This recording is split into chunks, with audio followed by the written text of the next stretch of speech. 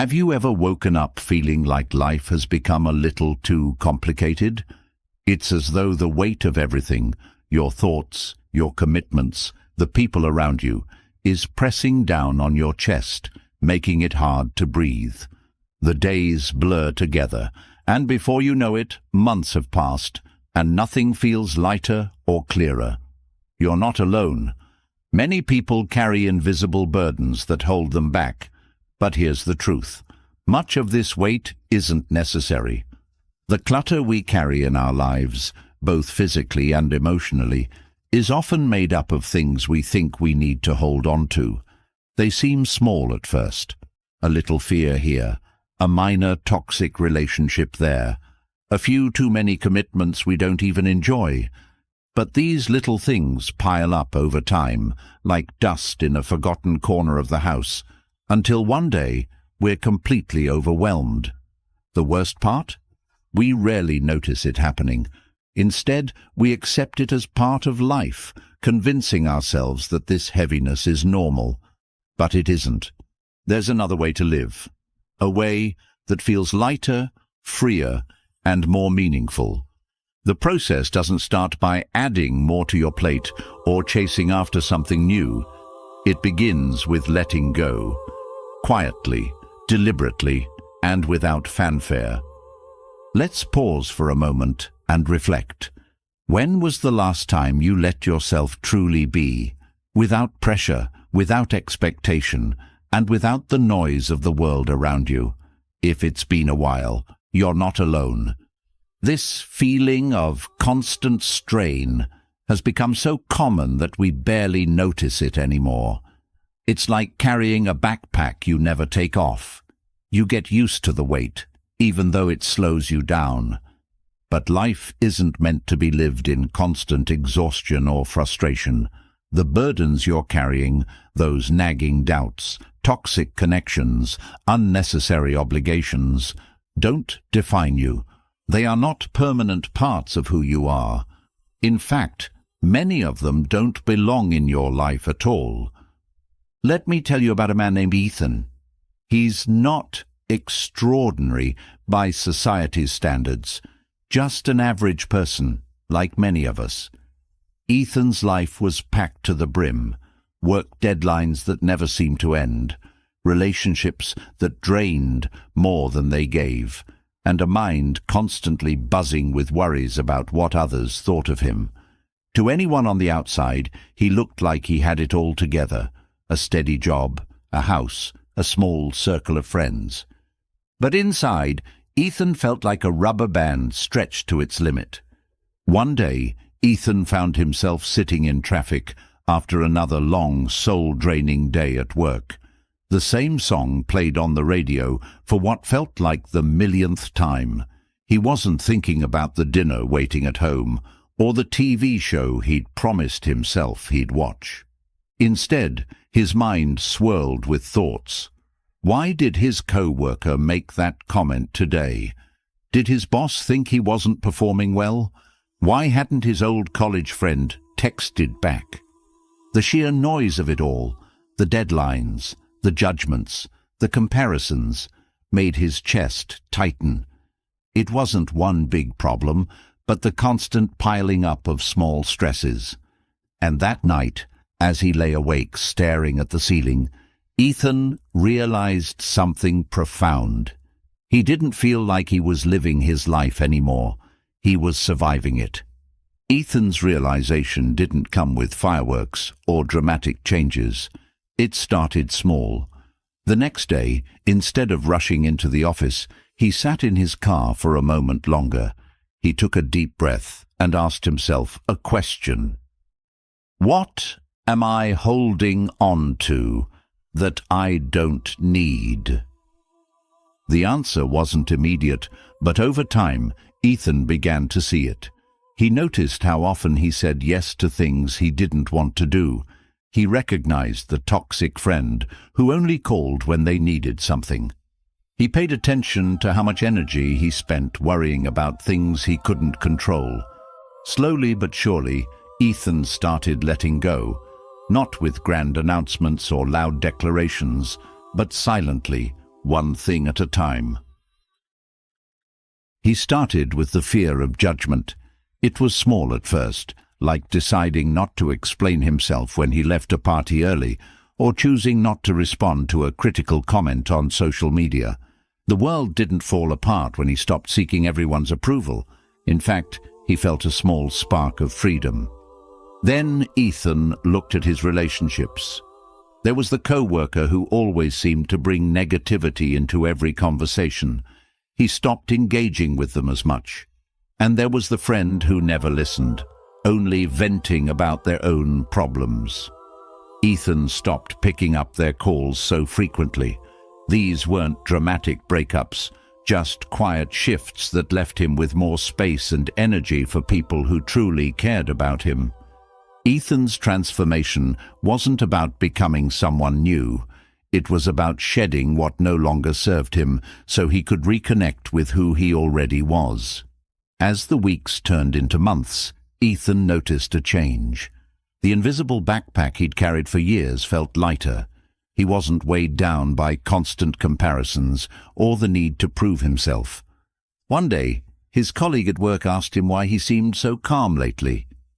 Ethan smiled, not feeling the need to explain. How could he put into words the freedom he'd found by simply letting go of the unnecessary? Ethan's story isn't unique. Many of us live with invisible burdens, fears, relationships, expectations that weigh us down more than we realize. We think we need to hold on to them because that's what we've always done. But life doesn't have to be this way.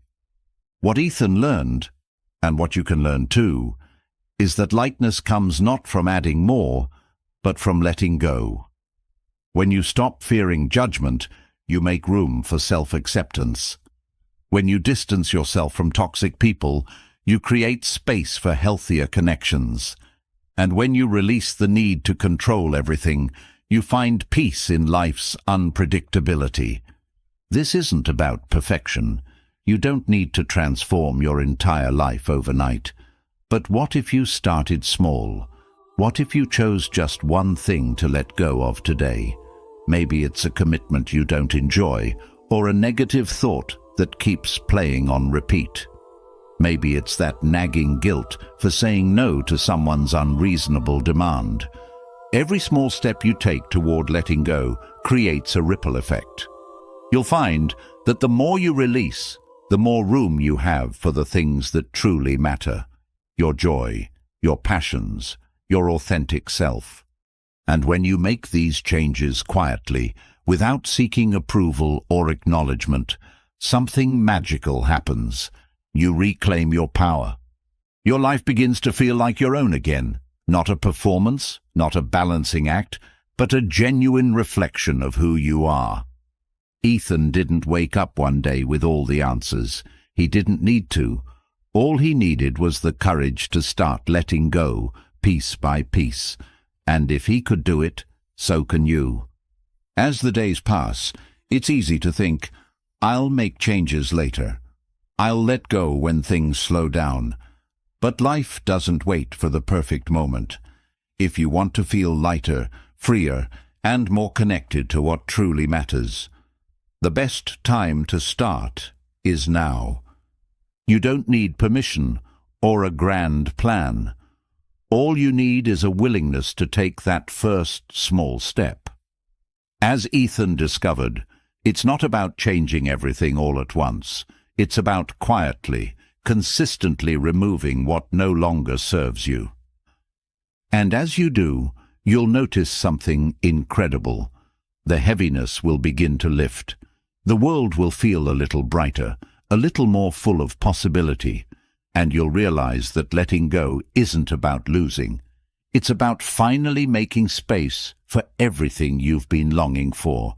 So, what's the first thing you'll let go of? The answer doesn't have to be perfect. It just has to be yours. Have you ever felt trapped by the weight of opinions that aren't even your own? It's as if every step forward is tethered to invisible strings pulling you back. Strings woven from the judgments, assumptions, and expectations of others. This quiet, pervasive fear has a way of embedding itself in your life, dictating decisions you barely realize you're making.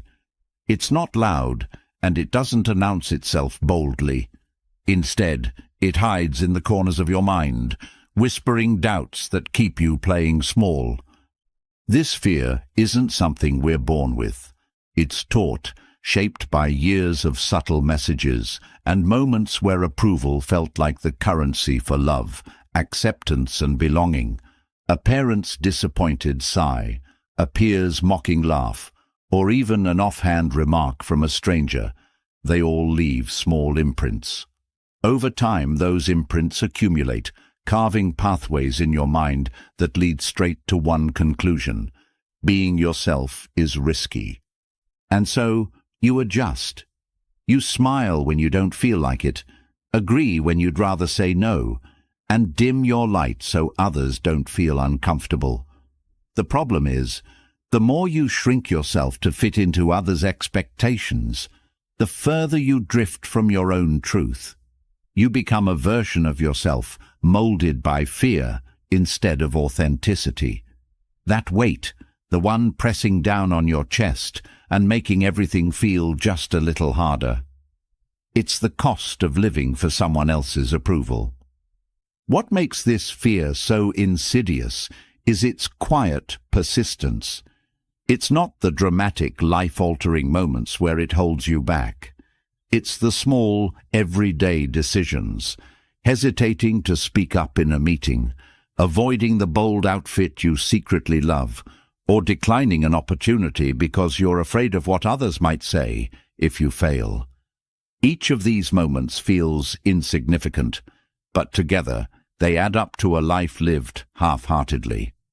Breaking free from this fear doesn't happen all at once. It starts with an honest look inward. How much of your life is shaped by what others might think? Be brutally honest with yourself. The answer might sting, but it's the first step toward reclaiming your freedom. Recognizing the ways this fear controls you is like turning on a light in a dark room. Suddenly, you see the chains for what they are: illusions, not truths.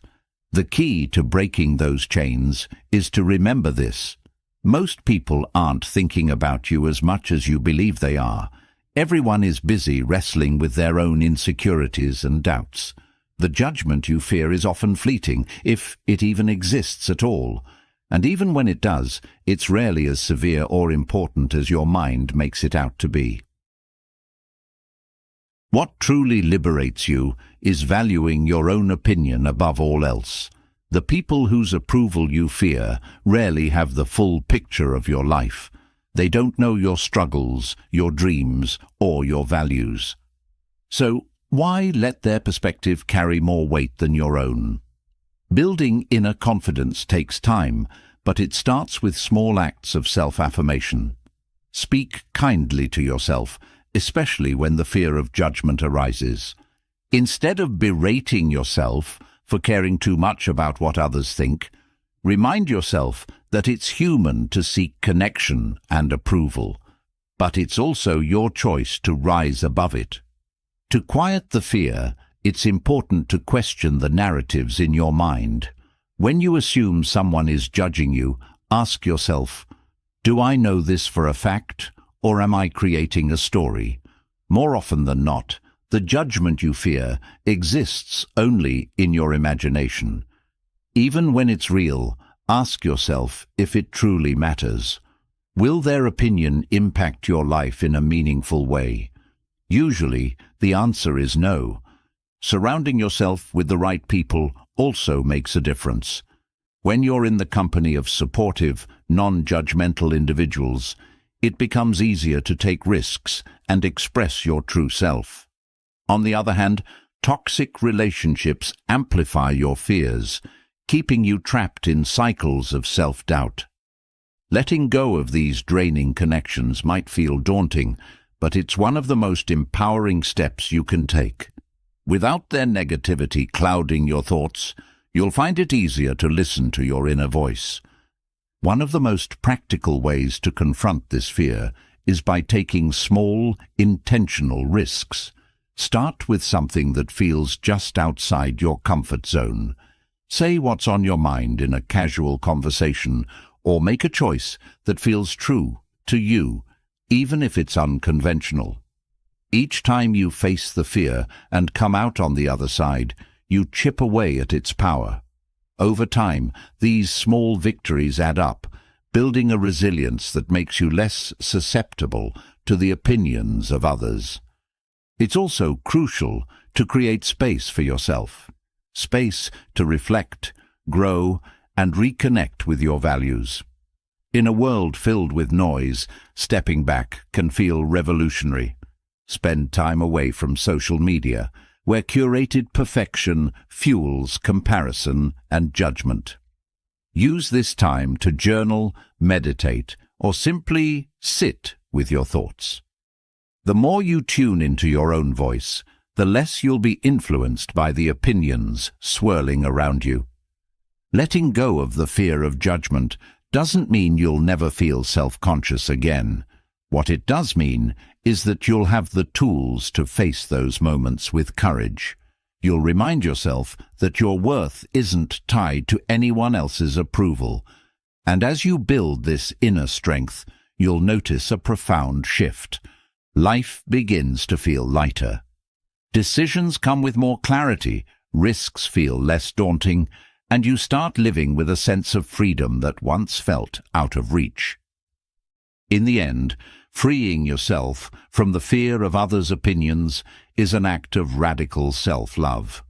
It's a declaration that your happiness and authenticity matter more than fitting into someone else's mold.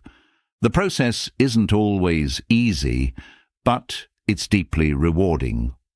As you shed this fear, you'll discover a life that feels like your own, a life where you're no longer performing but simply being, fully and unapologetically. Letting go of the fear of others' opinions is a transformative act of self-liberation. As you step away from seeking external validation, you reclaim your power and begin to see life with greater clarity. But clarity also brings awareness, a deeper understanding of how the relationships around you affect your energy and well-being. In this light, it becomes impossible to ignore the connections that weigh you down. Just as you freed yourself from the grip of judgment, it's time to examine the relationships that no longer serve you. The people in your life shape your world in profound ways. Some bring light, inspiration, and strength, while others drain you in ways that are difficult to articulate. Toxic relationships often don't announce themselves with grand displays of harm. Instead, they take root quietly, weaving themselves into your life through subtle patterns of manipulation, disrespect, or neglect. These connections may even feel normal, disguised by shared history, love, or loyalty, making it harder to recognize their toll. The harm of toxic relationships lies in their cumulative effect. Over time, they sap your emotional reserves, leaving you feeling unworthy, misunderstood, or trapped. Whether it's a friend who always seems to criticize your choices, a family member who dismisses your feelings, or a partner who manipulates your emotions, these relationships share one common thread. They take more from you than they give. The imbalance they create can leave you questioning your value and doubting your instincts. Recognizing the toxicity in a relationship is often the first step, and it's not always easy. You might feel guilty for noticing the harm, especially if the other person is someone you care about deeply. But self-love begins with honesty. Pay attention to how you feel after spending time with someone. If you consistently leave interactions feeling drained, belittled, or uneasy, it's worth reflecting on whether that connection is helping or hurting you. Boundaries are a vital tool in protecting yourself from toxic influences. Setting boundaries isn't about punishing the other person. It's about safeguarding your peace and well-being. Toxic individuals often resist boundaries using guilt, manipulation or anger to maintain control. They may accuse you of being selfish or unkind, hoping to make you second-guess your decisions. Recognizing these tactics is crucial. Standing firm in your boundaries is an act of self-respect, a way of saying, I value myself enough to protect my energy. Choosing to distance yourself from toxic relationships doesn't always require confrontation. In fact, some of the most powerful changes happen quietly, gradually limiting contact, declining invitations, or stepping back from certain conversations can create the space you need without escalating tension. Silence can be a powerful tool, allowing you to reclaim your energy without the need for dramatic exits. The fear of loss often keeps people tethered to toxic connections. You might tell yourself that things will improve, that the person doesn't mean to hurt you, or that walking away makes you a bad friend or partner. These narratives, while comforting, often serve as chains, keeping you stuck in harmful patterns. The truth is, you cannot change someone who refuses to acknowledge their behavior. What you can do is choose how much access they have to your life and emotions. Letting go of toxic relationships isn't about erasing the good memories or pretending the connection never mattered. It's about acknowledging that the relationship, as it stands, is causing more harm than good. This perspective allows you to release the relationship without carrying bitterness or anger. It's a process of acceptance, a way of honoring both your growth and the role the other person played in your journey. Healing from toxic relationships takes time and reflection. The damage they cause can leave you questioning your self-worth or your ability to form healthy connections. Surrounding yourself with supportive, loving people can help you rebuild your confidence and sense of self. These are the friends and family members who listen without judgment, celebrate your victories, and offer comfort in your struggles. Their presence reminds you of what healthy relationships feel like, making it easier to recognize and reject toxicity in the future. Trusting yourself again is another crucial part of the healing process. Toxic relationships often undermine your instincts, making you doubt your judgment and decisions. Rebuilding this trust involves small, intentional acts of self-validation. Celebrate moments when you honor your boundaries, make choices that align with your values, or stand up for yourself. Over time, these small victories will reinforce your confidence in your own strength and intuition. Not all toxic relationships are permanent. In some cases, distance and boundaries can create the space for both people to grow. If the other person demonstrates a genuine willingness to change and takes responsibility for their actions, it may be possible to rebuild the relationship on healthier terms. However, this requires mutual effort and a deep commitment to repair the damage. Without these elements, returning to the relationship is likely to result in the same harmful patterns. Forgiveness is another powerful step in choosing self-love over toxic connections. Forgiving someone doesn't mean excusing their behavior or inviting them back into your life. It's about releasing the anger and pain that keep you tied to the past. Holding on to resentment only gives the toxic relationship more power over you. Forgiveness is a gift you give yourself, freeing your heart from the weight of bitterness and making room for peace. As you distance yourself from toxic relationships, you'll notice profound shifts in your energy and mindset. Without the constant drain of negativity, you'll have more space to focus on your passions, goals, and personal growth. The clarity and peace that come with choosing self-love are transformative, opening doors to new opportunities and connections that align with your values and bring genuine joy. One of the greatest lessons in letting go of toxic relationships is recognizing that your worth is not tied to anyone else's treatment of you. You are not responsible for fixing others or carrying their emotional burdens. Your primary responsibility is to yourself, your happiness, health, and peace of mind. When you honor this responsibility, you set a powerful example for others, showing them what it means to value and respect oneself. Moving forward, you'll carry the wisdom gained from these experiences.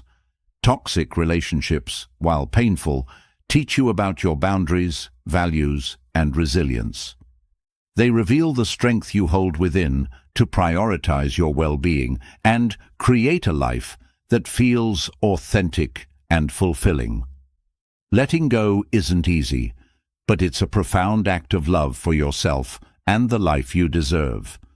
As you step away from toxic relationships, the peace you begin to cultivate within yourself allows you to notice something else, the habits, thoughts, and routines that quietly chip away at your mental and physical well-being. These self-destructive patterns, often unnoticed, hold just as much power to derail your happiness as the relationships you've left behind. It's time to turn your attention inward and break free from the habits that sabotage your growth. The clarity that comes from releasing toxic relationships often shines a light on something even more personal: your own daily habits. These patterns, so ingrained they might feel like second nature, can quietly undermine your well-being without you even realizing it. They're not always glaringly obvious. They hide in your routines, in the choices you make without much thought, gradually chipping away at your mental and physical health. Recognizing these self-destructive habits is an act of courage, and breaking free from them is an act of self-respect. Self-destructive habits often feel deceptively small. They start with moments of convenience, stress relief, or simple avoidance. Over time, these seemingly harmless actions grow into patterns that shape how you see yourself and the life you live. For instance, constantly putting off important tasks might begin as a way to avoid stress, but it slowly builds a narrative of failure and disappointment. These habits don't just waste time, they erode your self-confidence and create a lingering sense of anxiety that follows you throughout the day. One of the most common self-destructive habits is neglecting your own needs. This often masquerades as selflessness, where you prioritize others so much that your well-being falls to the wayside. While caring for others is important, consistently ignoring your own physical and emotional health creates a dangerous imbalance. Skipping meals, sacrificing sleep, or avoiding exercise because you're too busy are choices that add up, leaving you physically exhausted and mentally drained. Prioritizing yourself isn't selfish, it's necessary. Without tending to your own needs, you won't have the energy to be present for others or for the life you want to build. Another subtle yet harmful habit is seeking comfort in activities that provide temporary relief but long-term harm. Overeating, excessive screen time, or mindless scrolling through social media can feel like an escape from stress or overwhelm. But these behaviors often create cycles of guilt and dissatisfaction. For example, reaching for junk food when you're upset may momentarily soothe you, but it leaves you feeling sluggish and regretful later. Similarly, spending hours online might distract you from a difficult situation, but it ultimately leaves you feeling disconnected and unproductive. Breaking these cycles starts with replacing unhealthy coping mechanisms with mindful practices like journaling, walking, or engaging in hobbies that bring joy and fulfillment. Procrastination is another self-sabotaging behavior that silently takes a toll on your mental health. It doesn't just delay tasks, It creates a constant undercurrent of stress and guilt that follows you throughout your day. Procrastination often stems from fear. Fear of failure, fear of imperfection, or even fear of success. This fear can keep you trapped in a loop of avoidance, convincing yourself that tasks are too daunting or that there's always more time later. Breaking free from procrastination requires small, actionable steps. Start by tackling one small task at a time, celebrating each completed step. Over time, this approach reduces the overwhelming nature of big goals, making it easier to build momentum. Negative self-talk is another destructive habit that often goes unnoticed. The way you speak to yourself can shape your mindset, self-esteem, and how you navigate challenges. Criticizing yourself harshly for mistakes or setbacks only reinforces feelings of inadequacy. These internal dialogues often reflect fears or insecurities you've absorbed from past experiences. Shifting this habit begins with awareness. Pay attention to the thoughts you have about yourself, especially in moments of stress or failure. Replace criticism with compassion and remind yourself that growth comes from learning, not perfection. Over time, this shift can transform your inner narrative, helping you build a more supportive relationship with yourself. Overcommitting is another habit that seems harmless at first, but leads to burnout and frustration. Saying yes to every request or opportunity might feel like the right thing to do, but it often comes at the expense of your own peace and priorities. When you spread yourself too thin, you're unable to give your best to anything, leaving you feeling overwhelmed and dissatisfied. Learning to set boundaries and say no when necessary is a powerful way to reclaim your time and energy. This doesn't mean you're letting others down. It means you're honoring your capacity and ensuring that what you commit to aligns with your values and goals. Another habit that often goes unnoticed is holding on to perfectionism. Striving for excellence is one thing, but the constant need for perfection creates unnecessary pressure and stress. It convinces you that nothing you do is ever good enough, leading to a cycle of overworking and dissatisfaction.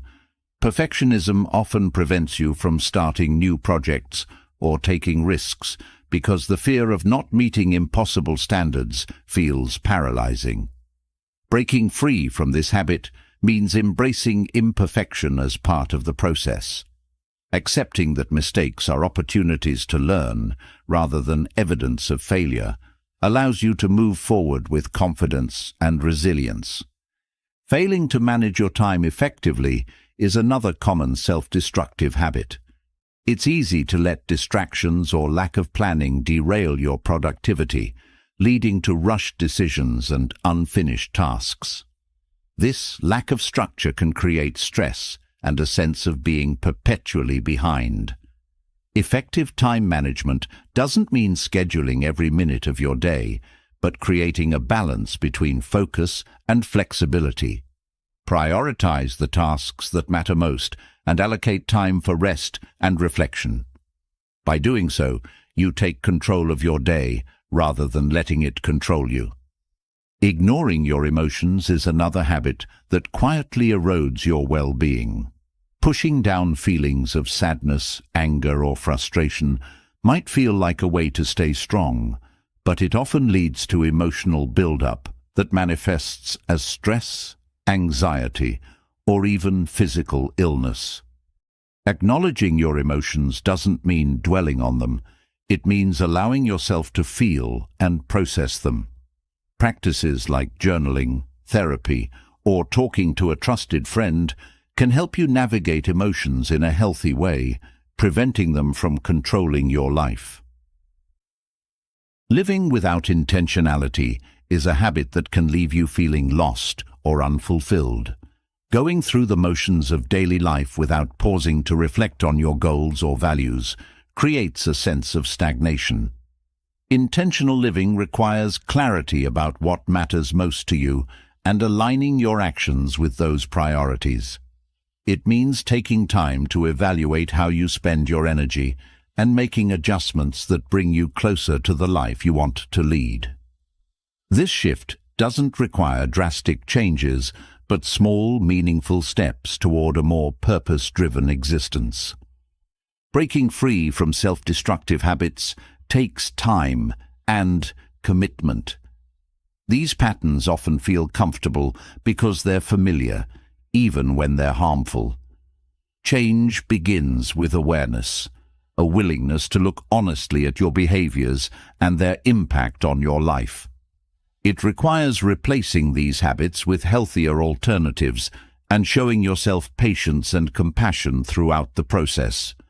Each small step forward builds momentum, creating a ripple effect that transforms not just your actions, but your mindset and sense of self-worth. As you let go of these habits, you'll notice a profound difference in how you feel, physically, mentally, and emotionally. Life begins to feel lighter, more manageable, and more aligned with your true desires. The space you create by breaking free from daily sabotage becomes an opportunity to cultivate habits that nourish and uplift you, setting the foundation for a life that feels both fulfilling and sustainable. The process of breaking free from self-destructive habits brings a sense of clarity and empowerment. You begin to feel the weight of unnecessary burdens lifting, revealing a deeper truth about the nature of your struggles. One of the most pervasive sources of tension is the need to control every detail of life, a compulsion that often disguises itself as responsibility or ambition. Yet, this relentless grip on outcomes can steal your peace, leaving you tangled in a web of stress and unmet expectations. There's freedom in releasing this need, but it requires understanding why control feels so vital and learning to let go with grace. The need to control everything stems from fear, often rooted in the belief that without control, chaos will take over. It's a natural instinct to seek stability, to want certainty in a world full of unpredictability. But trying to control every aspect of your life, people, circumstances, outcomes, creates more tension than relief. This need is a protective mechanism, a way of shielding yourself from the discomfort of uncertainty. However, what begins as an effort to create security often becomes a barrier to experiencing true peace and freedom. One of the most significant ways this need manifests is through over-planning. You might feel compelled to map out every detail of your day, every step of a project, or every possible outcome of a situation. While planning can be helpful, excessive control over plans leaves no room for flexibility or spontaneity. Life doesn't follow scripts, and when things deviate from your carefully crafted plans, frustration and anxiety take hold. Letting go of rigid expectations allows you to adapt, to embrace the unexpected without resistance. It's not about abandoning responsibility, but about trusting your ability to handle what comes, even when it doesn't match your blueprint. Another way control seeps into life is through relationships. You might try to influence how others think, act, or feel, believing that if they would just follow your advice or meet your standards, everything would be better. But attempting to control others often leads to resentment and tension. People value their autonomy as much as you do, and no amount of persuasion or pressure can make someone change unless they choose to. Releasing control in relationships means respecting others' journeys, even when their choices differ from what you think is best. This shift allows for deeper, more authentic connections based on trust and acceptance. Control also disguises itself in the pursuit of perfection. The belief that things must be flawless to be worthwhile keeps you trapped in cycles of overworking and self-criticism. Perfectionism is a form of control that stems from the fear of judgment or failure. It convinces you that mistakes are unacceptable and that anything less than perfect reflects poorly on your worth. But the pursuit of perfection is exhausting, and the results are rarely as fulfilling as you expect. Letting go of this need means embracing imperfection as part of life's beauty. It's about focusing on progress rather than flawless execution, allowing yourself to grow without the constant pressure to meet impossible standards. One of the most liberating realizations is that control is often an illusion. No matter how meticulously you plan or how hard you try to influence outcomes, there will always be factors beyond your reach. Weather changes, people's decisions, accidents, and opportunities. All these things happen regardless of your efforts. Accepting this reality isn't about giving up. It's about finding peace in the midst of uncertainty. When you release the need to control everything, you free yourself from the constant stress of trying to manage the unmanageable. Letting go of control doesn't mean abandoning your goals or responsibilities. It means focusing on what you can influence, your actions, your mindset, your reactions, and releasing the rest. This shift requires trust, both in yourself and in the natural flow of life. Trusting yourself means believing in your ability to adapt, to learn, and to find solutions when challenges arise. Trusting life means recognizing that some of the best outcomes come from unexpected turns, from opportunities you couldn't have planned for, but were open enough to embrace. Mindfulness is a powerful tool in releasing control. By staying present, you anchor yourself in the here and now, rather than fixating on what could go wrong or what should happen next. Mindfulness helps you accept each moment as it is, without judgment or resistance.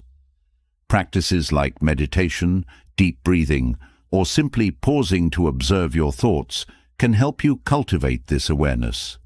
Over time, mindfulness becomes a way of living, allowing you to respond to life with calm and clarity rather than reacting out of fear.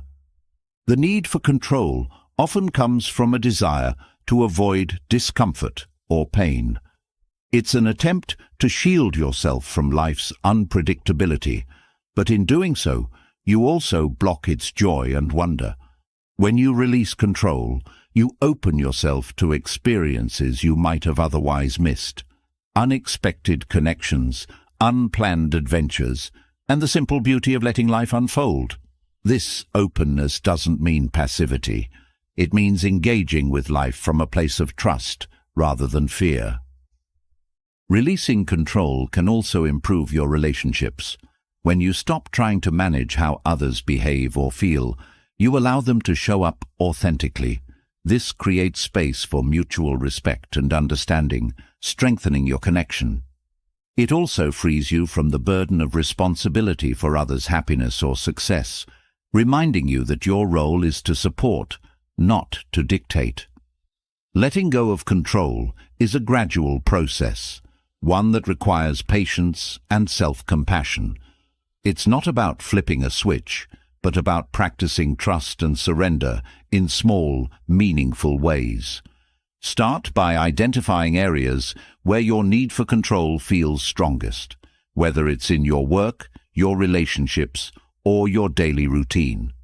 Ask yourself, what would happen if you loosened your grip, even just a little? What would it feel like to let go of the outcome and focus instead on the present moment? As you practice letting go, you'll begin to notice a shift. The tension in your shoulders eases, your mind feels clearer, and your heart feels lighter. You'll find that life doesn't fall apart when you release control. In fact, it often becomes more aligned with your true desires. The energy you once spent trying to micromanage every detail is now free to flow toward creativity, connection, and joy. Releasing control isn't about resigning yourself to chaos or giving up on your dreams. It's about finding balance, about knowing when to take action and when to step back. It's about trusting yourself and the process of life, recognizing that growth often happens in the spaces between what you planned and what unfolds. When you let go of the need to control everything, you create room for freedom, peace, and a deeper connection to what truly matters. Releasing the need to control everything teaches you to embrace life as it unfolds, allowing freedom and peace to take root. Yet, even as you let go of control, another layer of tension remains: the weight of unrealistic expectations. These silent, often invisible pressures dictate how you view yourself, others, and the world around you. They promise happiness and fulfillment, but instead leave you trapped in cycles of disappointment and frustration. Breaking free from these impossible standards is the key to experiencing life with greater clarity, authenticity, and joy. Unrealistic expectations often stem from deeply ingrained beliefs about how life should be. These beliefs shape your goals, relationships, and sense of self-worth. They whisper that success is only valid if it looks a certain way, that love must meet idealized standards, and that your worth is tied to constant achievement. While these expectations may motivate you initially, they eventually become a source of stress. They push you to chase perfection in areas where balance and acceptance would serve you better. Holding yourself to impossible standards can create a sense of inadequacy no matter how much you accomplish. It's like running a race where the finish line keeps moving further away. You tell yourself that reaching the next goal will bring satisfaction, but when you get there, the bar has already shifted. This constant striving leaves you exhausted, questioning why your efforts never feel like enough. Liberation comes when you recognize that worth isn't measured by how flawlessly you meet expectations, but by the courage to show up authentically, imperfections and all. Reducing expectations doesn't mean giving up on ambition or settling for mediocrity. It means setting goals that honor your humanity, allowing room for growth, mistakes, and rest. When you release the need to be perfect, you open space for genuine progress and fulfillment. Instead of focusing on outcomes, you learn to value the process, each step, each lesson, each moment of effort. This shift transforms how you approach challenges, making them opportunities for growth rather than tests of your worth. Unrealistic expectations also extend to how you view others. You may hold loved ones to unspoken standards, expecting them to meet needs they don't even know you have. When they fall short, feelings of disappointment or resentment creep in, straining the relationship. Expecting perfection from others is as unfair as expecting it from yourself. People are complex, flawed, and beautifully human. When you reduce your expectations of others, you make room for acceptance, understanding, and deeper connections. Another way expectations harm relationships is by creating a rigid script for how interactions should unfold. You might anticipate a certain reaction, a specific outcome, or an idealized version of how someone should behave. When reality doesn't match this script, frustration arises. Letting go of these scripts allows relationships to flow more naturally. Instead of clinging to what should happen, you embrace what is, fostering genuine connection and mutual respect. Unrealistic expectations often disguise themselves as societal norms or cultural pressures. They tell you that success means working tirelessly, that happiness comes from material wealth, or that love must follow a specific formula. These messages seep into your thoughts, shaping what you believe you need to achieve to be worthy or happy. Questioning these narratives is an act of liberation. Ask yourself whose expectations you're living by and whether they align with your values. Often, you'll find that the standards you strive to meet aren't even your own. One of the most insidious effects of unrealistic expectations is how they rob you of the present moment. By fixating on what should be, you overlook the beauty of what is. You might dismiss small joys, meaningful connections, or moments of peace because they don't align with your vision of how life is supposed to look. Letting go of these expectations allows you to fully experience and appreciate the present, finding gratitude in the imperfect and unexpected. Reducing expectations doesn't mean abandoning hope or lowering your standards. It means approaching life with flexibility and openness. Instead of rigidly clinging to specific outcomes, you trust that life will unfold in ways that support your growth and happiness, even if it doesn't look the way you expected. This mindset allows you to navigate setbacks and detours with resilience, viewing them as part of the journey rather than failures. Unrealistic expectations also impact how you view your accomplishments. The pressure to achieve certain milestones by a specific age or in a particular way can overshadow the value of what you've already done. You might downplay your successes because they don't match someone else's definition of achievement.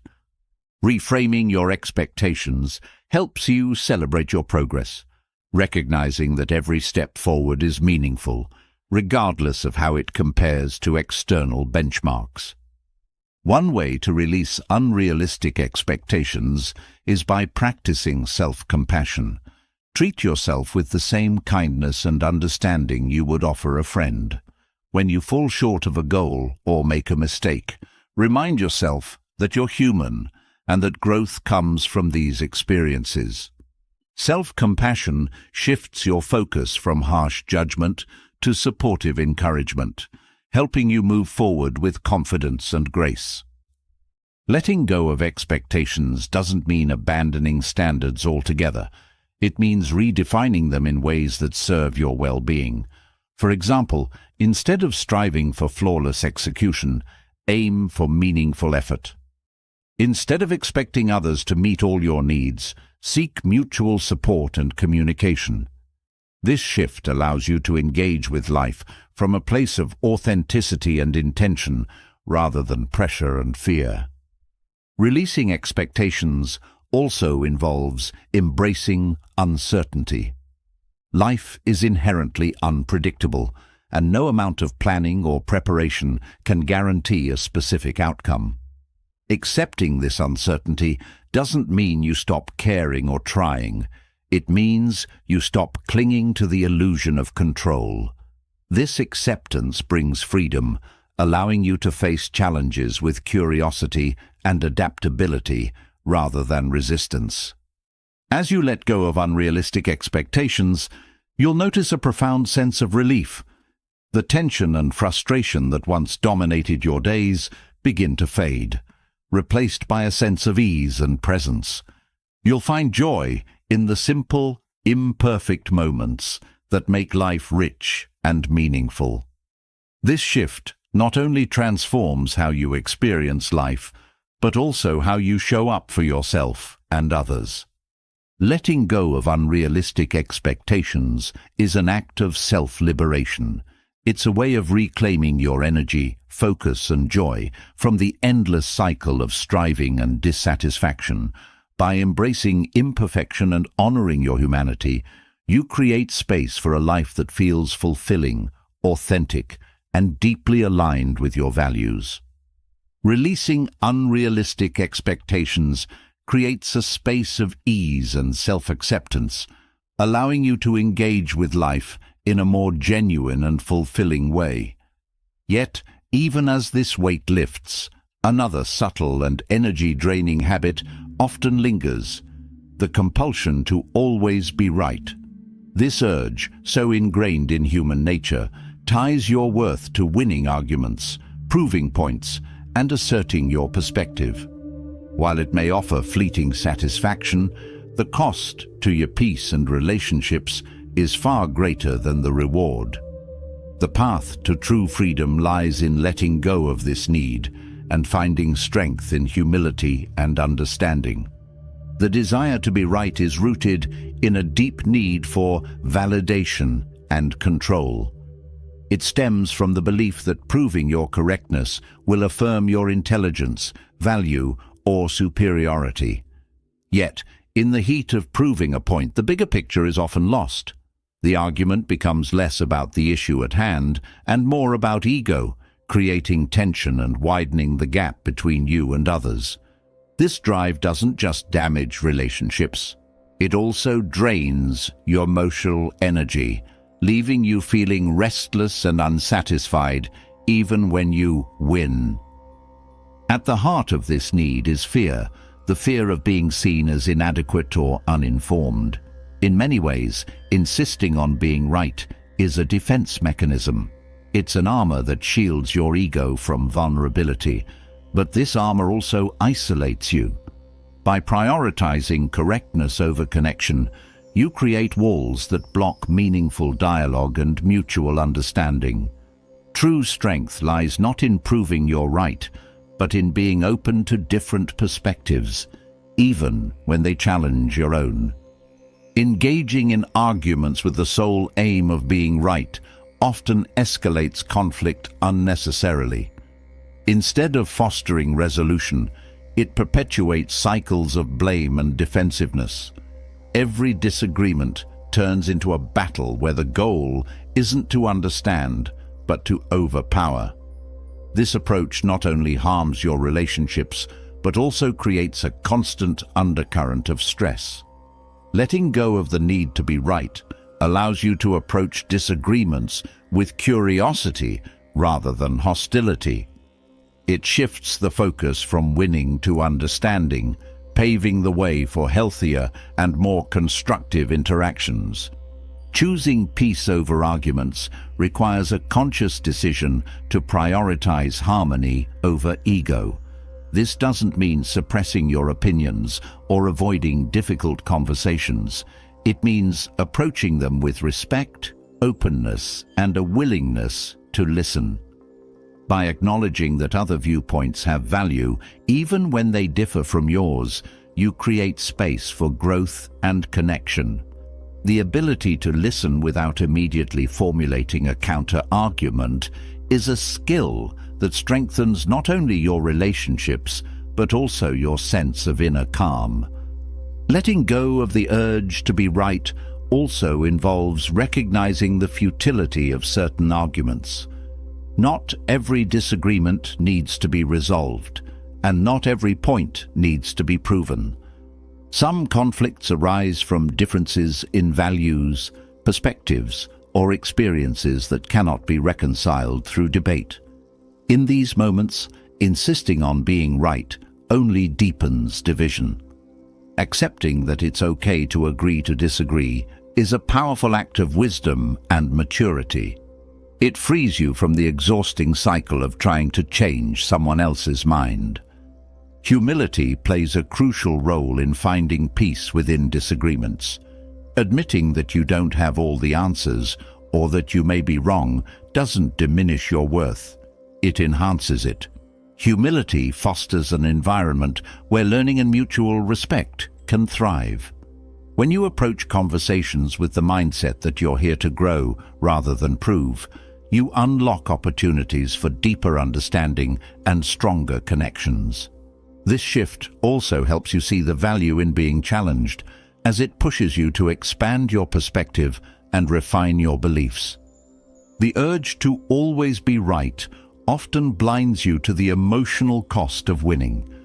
In moments of victory, when your point has been proven, the satisfaction is fleeting. What lingers is the strained relationship, the unresolved emotions, and the missed opportunity for connection. Prioritizing inner peace over temporary triumph means stepping back from conflicts that don't serve a meaningful purpose. It means asking yourself, is this worth my energy?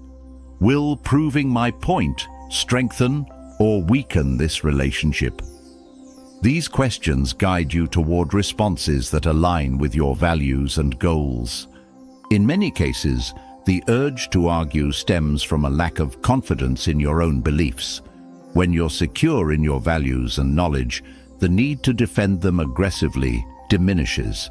True confidence allows you to stand firm without needing others to agree with you. It empowers you to let go of arguments, knowing that your worth isn't tied to anyone else's validation. This quiet assurance is far more powerful than any verbal victory. Mindfulness is a valuable tool in releasing the need to be right. By staying present in conversations, you can recognize when your ego starts to take over. Notice the physical and emotional cues: tightness in your chest, a rising voice, a sense of urgency to respond. These signals are reminders to pause, breathe, and choose a different approach. Mindfulness helps you stay grounded, enabling you to engage with others from a place of calm and clarity rather than defensiveness. Letting go of arguments doesn't mean avoiding conflict altogether. Healthy disagreements are a natural and necessary part of relationships. What matters is how you navigate them. When disagreements arise, focus on the issue rather than attacking the person. Use language that invites collaboration rather than competition. For example, phrases like, "I see your point," or "help me understand," create a foundation for mutual respect and problem solving. This approach not only diffuses tension, but also strengthens the relationship. Another aspect of letting go is recognizing that not every opinion shared is an invitation to argue. Sometimes people simply want to express themselves without being corrected or challenged. Offering validation rather than opposition can deepen trust and connection. For instance, responding with empathy rather than counter-arguments shows that you value the person's feelings and experiences, even if you don't agree with their perspective. Letting go of the need to be right also transforms your relationship with yourself. When you release this compulsion, you free yourself from the pressure to be perfect, infallible, or all-knowing. You allow yourself the grace to learn, grow, and evolve without fear of judgment. This self-acceptance spills over into your interactions with others, creating an environment where vulnerability and authenticity are welcomed. Releasing the urge to be right doesn't mean silencing your voice or compromising your principles. It means choosing when and how to assert yourself in ways that align with your values. It means recognizing that sometimes the most powerful response is silence, not because you lack a counter-argument, but because you value your peace more than the need to prove a point. This approach fosters a sense of inner strength and freedom, allowing you to navigate life's complexities with grace. As you let go of the need to always be right, you'll notice a profound shift in your energy and relationships. Conversations become less about tension and more about connection. Your mind feels clearer, your heart lighter, and your interactions more meaningful. You'll find that peace is not something you achieve by winning arguments, but something you create by choosing understanding over conflict. This transformation not only enriches your relationships, but also deepens your sense of self-awareness and inner harmony. Letting go of the need to be right brings a profound sense of peace, freeing your mind from unnecessary conflict and creating space for meaningful connections. Yet, even as your relationships grow stronger and your inner calm deepens, there's a persistent, often overlooked force vying for your attention: the constant hum of digital noise. It creeps into every corner of your day, fragmenting your focus, stealing your time, and creating a restless urgency to stay connected. Decluttering your digital life isn't just about regaining control over your devices. It's about reclaiming your peace, your time, and your ability to be fully present. In today's world, digital distractions have woven themselves into the fabric of daily life. The incessant pings of notifications, the endless scroll of social media, and the pressure to always be reachable can leave you feeling overwhelmed and scattered. These distractions may seem harmless, even necessary, but their cumulative impact is profound. They disrupt your focus, drain your mental energy, and create a cycle of dependency that's hard to break. The more you engage with digital noise, the harder it becomes to find moments of stillness and clarity. One of the most pervasive effects of digital clutter is the erosion of your attention span. The constant influx of information trains your brain to jump from one thing to another, making it harder to concentrate on a single task. Multitasking, often seen as a necessity in the digital age, actually decreases productivity and increases stress. By trying to do everything at once, you end up doing nothing well. Reclaiming your focus starts with intentionality, setting boundaries around your digital use and prioritizing activities that require deep, undivided attention. Social media, while offering connection and entertainment, often becomes a significant source of digital noise. It's designed to keep you engaged, with algorithms that feed you endless content tailored to your interests and fears. This constant stimulation can create feelings of inadequacy, comparison, and even anxiety as you're exposed to curated snapshots of other people's lives. Taking control of your social media use means curating your feeds to include only content that uplifts and inspires you. It also means setting limits on how much time you spend scrolling, allowing you to engage with the real world more fully. Notifications are another major contributor to digital noise.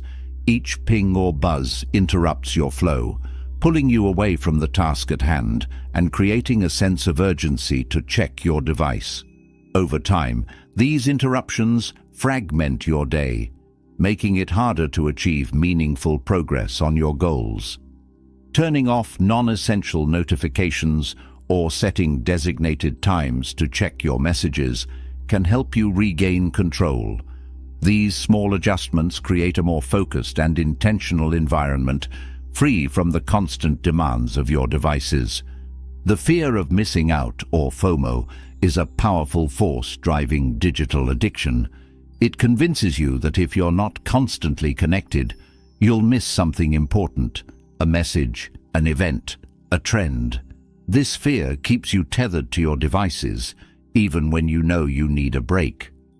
Overcoming FOMO requires a shift in perspective.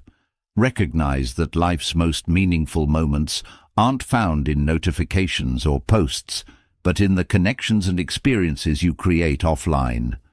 Prioritizing these moments helps you break free from the pull of digital dependency. Email, while a necessary tool for communication, often becomes a source of overwhelm. An overflowing inbox can feel like a never-ending to-do list, creating stress and distraction. Managing your email effectively involves setting clear boundaries, such as checking it only at specific times of the day or unsubscribing from newsletters and promotions you no longer need. Organizing your inbox into folders or categories can also reduce the mental load, making it easier to focus on what truly matters. Digital clutter doesn't just affect your productivity, it also impacts your mental and emotional well-being. Constant exposure to news alerts, social media debates, and online controversies can leave you feeling drained and disconnected from yourself. Taking regular breaks from digital engagement allows you to reset and reconnect with your inner world. These breaks don't have to be lengthy. Even a few minutes of intentional disconnection can make a difference. Use this time to engage in activities that ground you, such as journaling, meditation, or spending time in nature. One of the most effective ways to reduce digital noise is by creating intentional screen-free zones in your life. This could mean keeping devices out of the bedroom, setting aside technology-free time during meals, or designating certain hours of the day for offline activities. These boundaries create space for deeper connections with yourself and others, allowing you to be fully present in the moment. They also help you establish a healthier relationship with technology, one that serves your well-being rather than detracting from it. Digital noise often masks deeper discomfort, such as boredom, loneliness, or stress. Turning to your devices becomes a way of avoiding these feelings, but it also prevents you from addressing them. By stepping away from your screens, you create an opportunity to confront and process these emotions in healthier ways. This might involve seeking support from loved ones, engaging in creative pursuits, or exploring practices that nurture your emotional health. Reclaiming your digital life isn't about rejecting technology altogether. It's about using it intentionally as a tool to enhance your life rather than control it. This shift requires awareness, recognizing when your devices are serving you and when they're not. It also involves redefining success in the digital age, moving away from metrics like likes, followers, or inbox zero, and focusing instead on how your digital habits align with your values and goals. Letting go of digital noise also means embracing the power of stillness. In a world that constantly demands your attention, moments of quiet reflection are rare but invaluable. These moments allow you to reconnect with yourself, to think deeply, and to appreciate the present. Creating space for stillness in your daily life doesn't require grand gestures. It can be as simple as pausing for a few deep breaths or taking a short walk without your phone.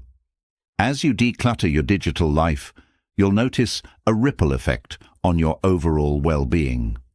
Your focus improves, your stress levels decrease, and your relationships deepen. You'll find that the world feels less overwhelming and more manageable when you're not constantly bombarded by digital distractions. This clarity allows you to engage with life more fully, to pursue your passions and connect with others in meaningful ways. Decluttering your digital life is an ongoing process, one that requires intention, patience, and self-compassion.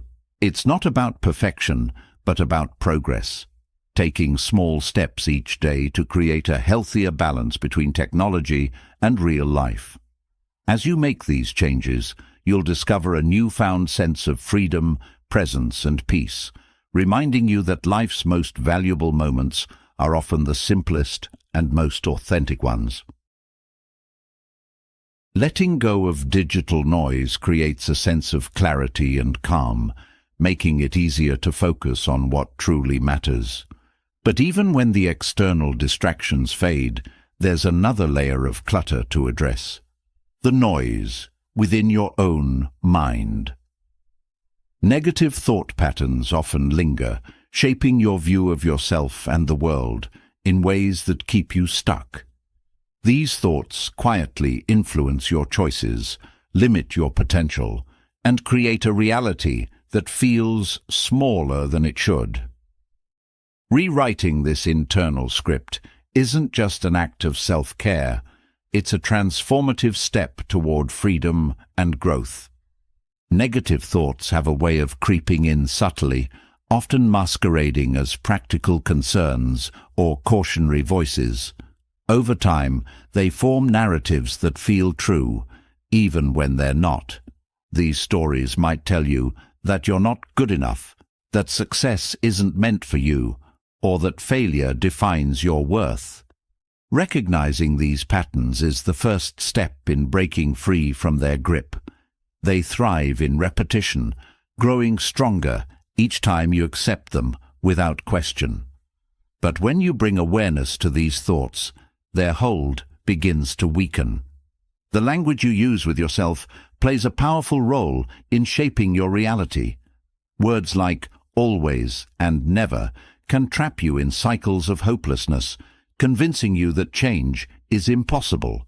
For instance, telling yourself, "I always mess up," reinforces a belief that failure is inevitable, even when it's not true. Shifting this language starts with noticing how you speak to yourself and replacing absolute terms with more compassionate, realistic ones. Instead of always, try sometimes. Instead of I can't, try I'm learning. These small shifts create space for possibility and growth. One of the most common sources of negative thought patterns is self-comparison. When you constantly measure yourself against others, you set yourself up for feelings of inadequacy and self-doubt. These comparisons are often based on incomplete information, snapshots of someone else's life that don't reflect the full picture. Redirecting your focus inward to your own progress and values helps break the cycle of comparison. Celebrate your unique journey, recognizing that your path doesn't need to look like anyone else's to be meaningful.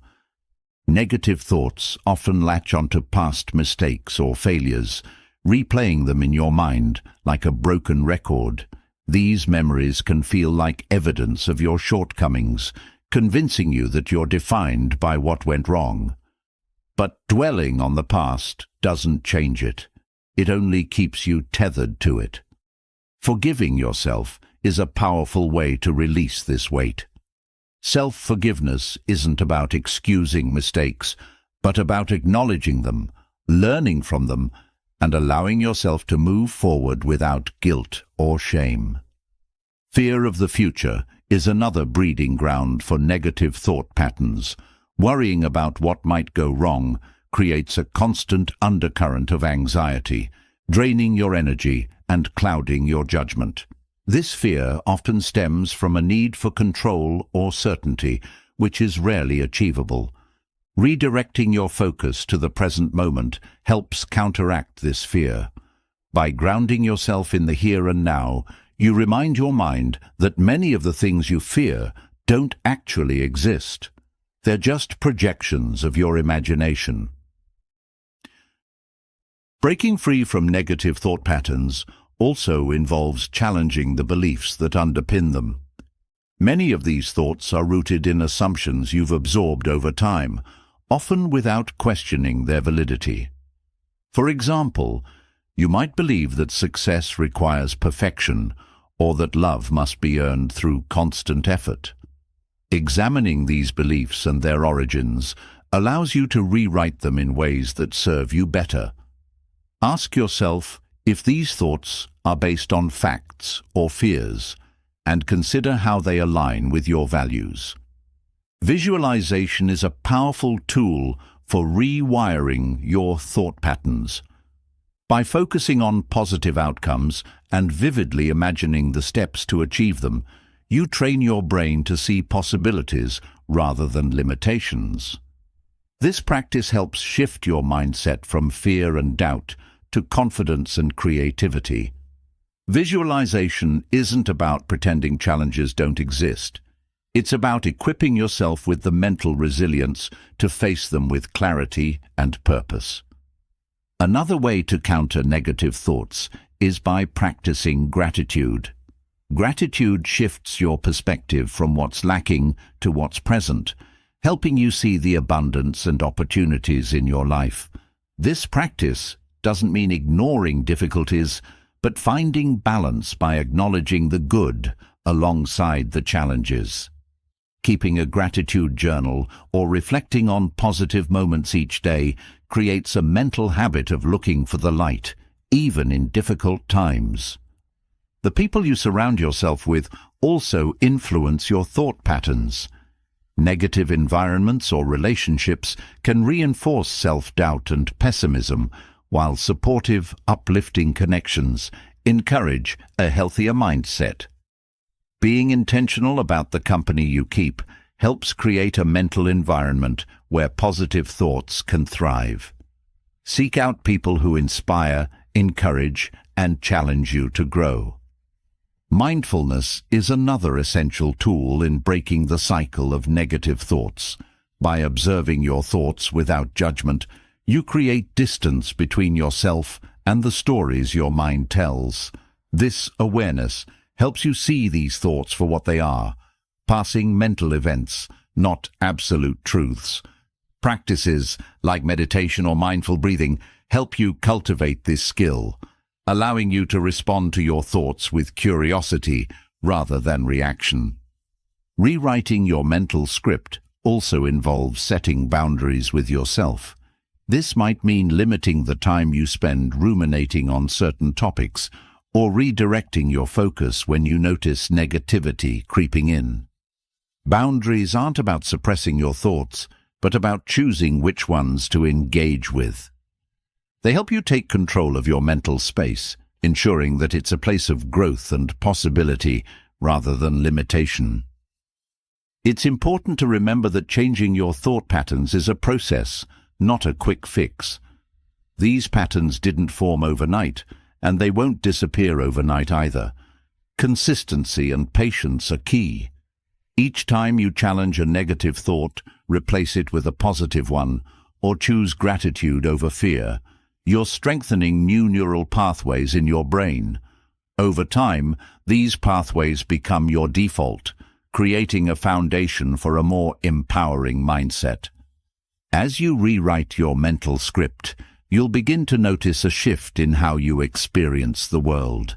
Challenges feel less daunting, relationships become more fulfilling, and opportunities appear where there once seemed to be none. The freedom that comes from breaking free of negative thought patterns is transformative.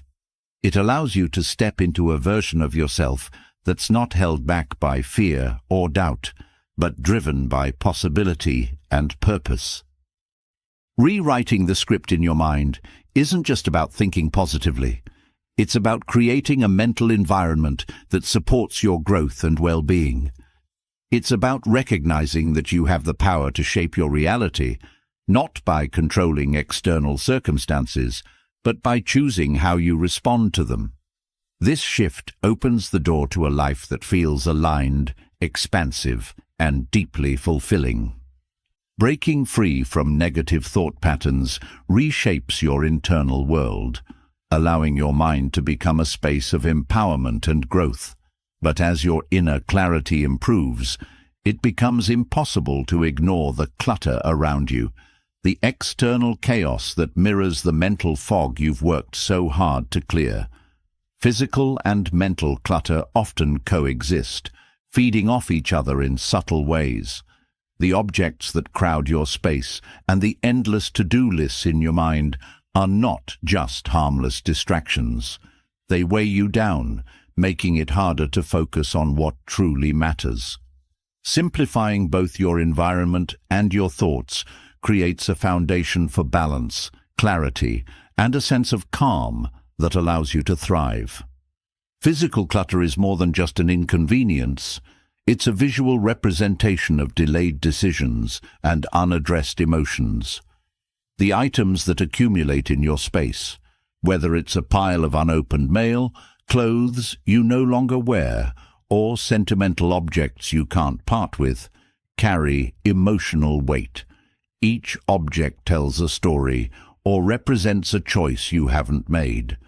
This build-up creates a sense of overwhelm, making your environment feel chaotic and stifling your ability to focus.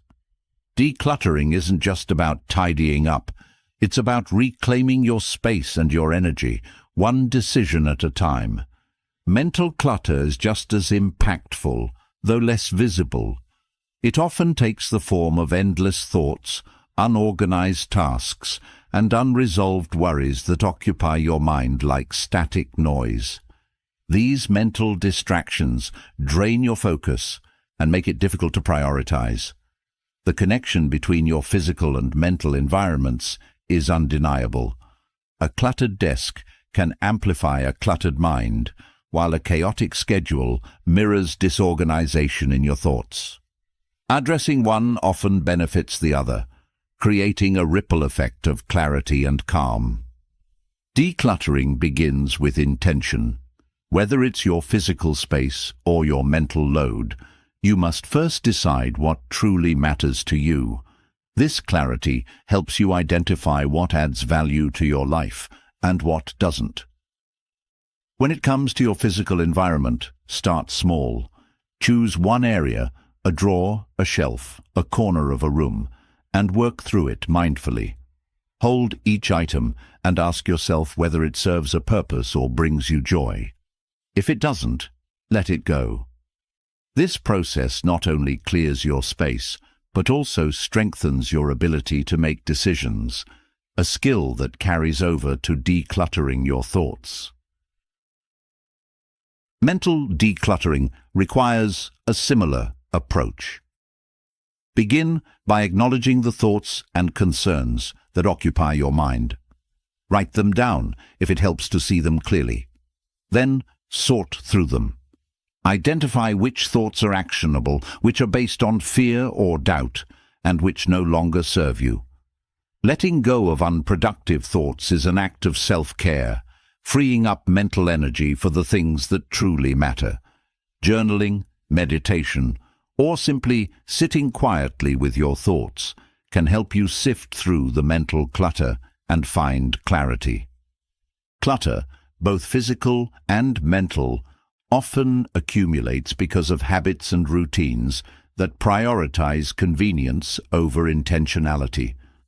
Breaking these patterns involves creating new habits that align with your goals. For example, develop a practice of putting items back where they belong as soon as you're done with them. This simple act prevents clutter from piling up and reinforces a sense of order. Similarly, set aside time each day to organize your thoughts, whether it's through planning, reflection, or mindfulness exercises. These small, consistent actions create a rhythm of clarity that transforms both your space and your mind. Another reason clutter builds up is an emotional attachment to things and ideas. You might hold on to objects because they remind you of a specific memory, even if you no longer need them. Similarly, you might cling to beliefs or worries because they've become familiar, even if they no longer serve you. Letting go of these attachments requires courage and self-compassion. Recognize that releasing something doesn't erase its significance. It simply makes room for what comes next. Each item or thought you release creates space for growth, creativity, and peace. Decluttering isn't a one-time event. It's a continuous practice. Life will always bring new items, tasks, and thoughts into your space and mind. Developing systems to manage this flow prevents the clutter from returning. For your physical environment, this might mean adopting a one-in, one-out rule, letting go of one item each time you bring something new into your space. For your mental clarity, it might involve setting regular times to reflect and realign your priorities, ensuring that your actions stay connected to your goals. The benefits of decluttering extend far beyond a tidy space or a quiet mind. As you let go of what no longer serves you, you create an environment where focus and creativity can flourish. You'll notice that decisions become easier, relationships feel lighter, and your sense of purpose sharpens. A simplified space reflects a simplified mind, allowing you to direct your energy toward the things that truly matter. Decluttering also helps you reconnect with the present moment. When your space and mind are clear, you're less likely to be distracted by what's unfinished or unresolved. This presence allows you to fully engage with your experiences, whether it's spending time with loved ones, pursuing a passion, or simply enjoying a quiet moment. The act of decluttering becomes a form of mindfulness, grounding you in the here and now. As you create space in your life, you'll begin to see possibilities where there once seemed to be none. The physical space you clear might inspire new hobbies, connections, or opportunities. The mental clarity you gain might lead to breakthroughs in your work, relationships, or personal growth. Decluttering is about more than getting rid of what doesn't belong. It's about making room for what does. It's an act of self-respect, a way of honoring your time, energy, and potential. Creating space for what truly matters is a journey of self-discovery and empowerment. It's about recognizing that you don't need to hold on to everything to feel secure or complete. By letting go of the excess, you free yourself to focus on the things that bring you joy, purpose, and peace. This process transforms not only your environment, but also your perspective, helping you live with greater intention and alignment. Clearing physical and mental clutter provides a profound sense of liberation, opening space for clarity, peace, and focus. But even as your surroundings and mind become more aligned, another weight often lingers unnoticed: the tendency to compare yourself to others. This quiet yet powerful habit seeps into your thoughts, shaping your perception of success, happiness, and worth. It whispers that you're not enough, urging you to measure your progress against someone else's story. Breaking free from comparison isn't just about finding confidence. It's about embracing the truth of your unique journey and learning to find fulfillment in your own growth. Comparison creates a mental trap, convincing you that the value of your life depends on how it stacks up against others. It's fueled by a scarcity mindset, where someone else's success feels like a threat to your own. This belief keeps you in a cycle of envy and inadequacy, constantly chasing achievements that might not even align with your values. Recognizing the harm of this habit is the first step toward freedom. Success isn't a finite resource, and someone else's progress doesn't diminish yours. By shifting your focus inward, you begin to see that your journey is yours alone and doesn't need to follow anyone else's timeline. Comparing yourself to others often distorts reality. You see their highlights, their accomplishments, milestones, or curated moments of joy, without knowing the full story.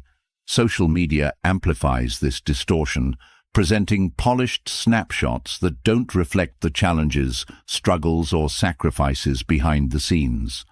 This comparison robs you of gratitude for your own journey, making your achievements feel small and your progress invisible. Redirecting your attention to your own path allows you to appreciate how far you've come and recognize the growth that's uniquely yours. Your worth isn't determined by someone else's journey. Each person's life is shaped by a unique set of circumstances, choices, and opportunities. Comparing yourself to others is like comparing apples to oranges. Different experiences, strengths, and challenges make each path incomparable. Embracing your individuality means honoring your own pace and progress, rather than measuring it against someone else's. Your value lies in who you are, not in how you compare. Focusing on your personal growth shifts your mindset from competition to collaboration. Instead of viewing others as rivals, you can see them as sources of inspiration or allies in your journey. Their achievements don't overshadow yours. They remind you of what's possible. By celebrating others' successes, you create a mindset of abundance, where everyone's progress contributes to a collective sense of possibility. This shift not only strengthens your relationships, but also deepens your sense of connection and purpose. Comparison often stems from a lack of clarity about your own goals and values. When you're unsure of what matters most to you, it's easy to adopt someone else's definition of success. This leads to chasing goals that don't truly resonate, leaving you unfulfilled even when you achieve them. Taking time to reflect on your priorities and define success on your terms helps you align your actions with your values. This clarity creates a sense of direction and confidence that makes comparison less tempting. The habit of comparison also distracts you from the present moment. By fixating on what others have or where they are, you miss the richness of your own life. Gratitude is a powerful antidote to this tendency. Focusing on what you have rather than what you lack shifts your perspective from scarcity to abundance. Gratitude helps you see the beauty and value in your journey, reminding you that fulfillment comes from appreciating the present, not from constantly striving to match someone else's path. Letting go of comparison doesn't mean ignoring others' successes or pretending challenges don't exist. It means approaching your journey with intention and authenticity. When you focus on your personal growth, you build a foundation of confidence and self-worth that isn't shaken by external factors.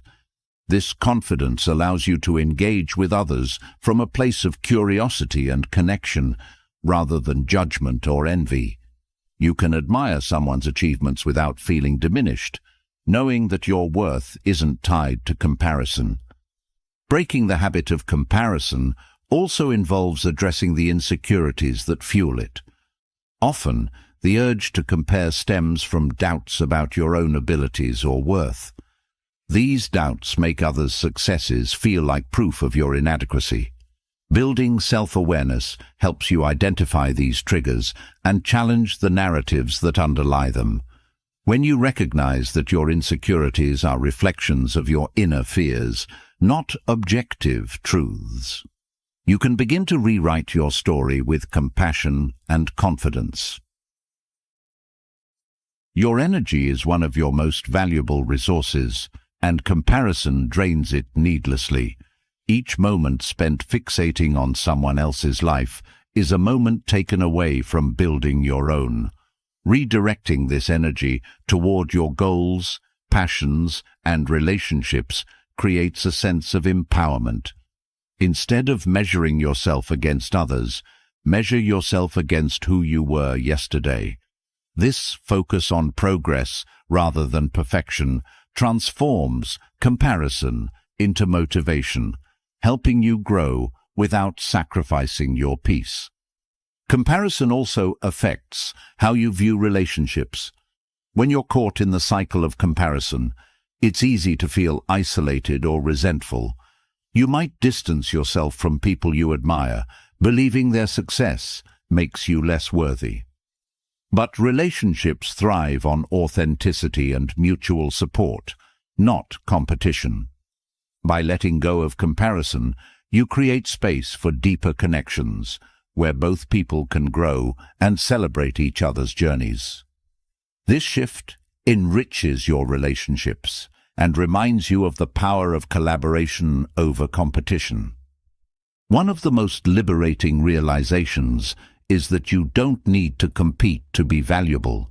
Life isn't a race, and success isn't a finish line. Your journey is a unique combination of challenges, growth, and triumphs that can't be measured against anyone else's. Embracing this truth allows you to step off the treadmill of comparison and focus on living a life that feels meaningful to you.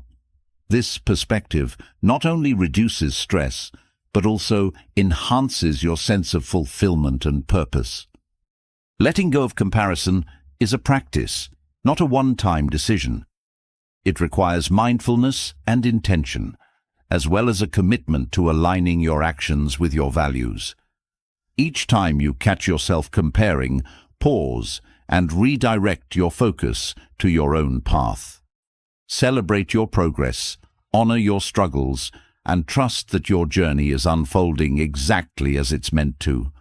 This practice strengthens your sense of self and helps you cultivate a mindset of gratitude, resilience, and growth.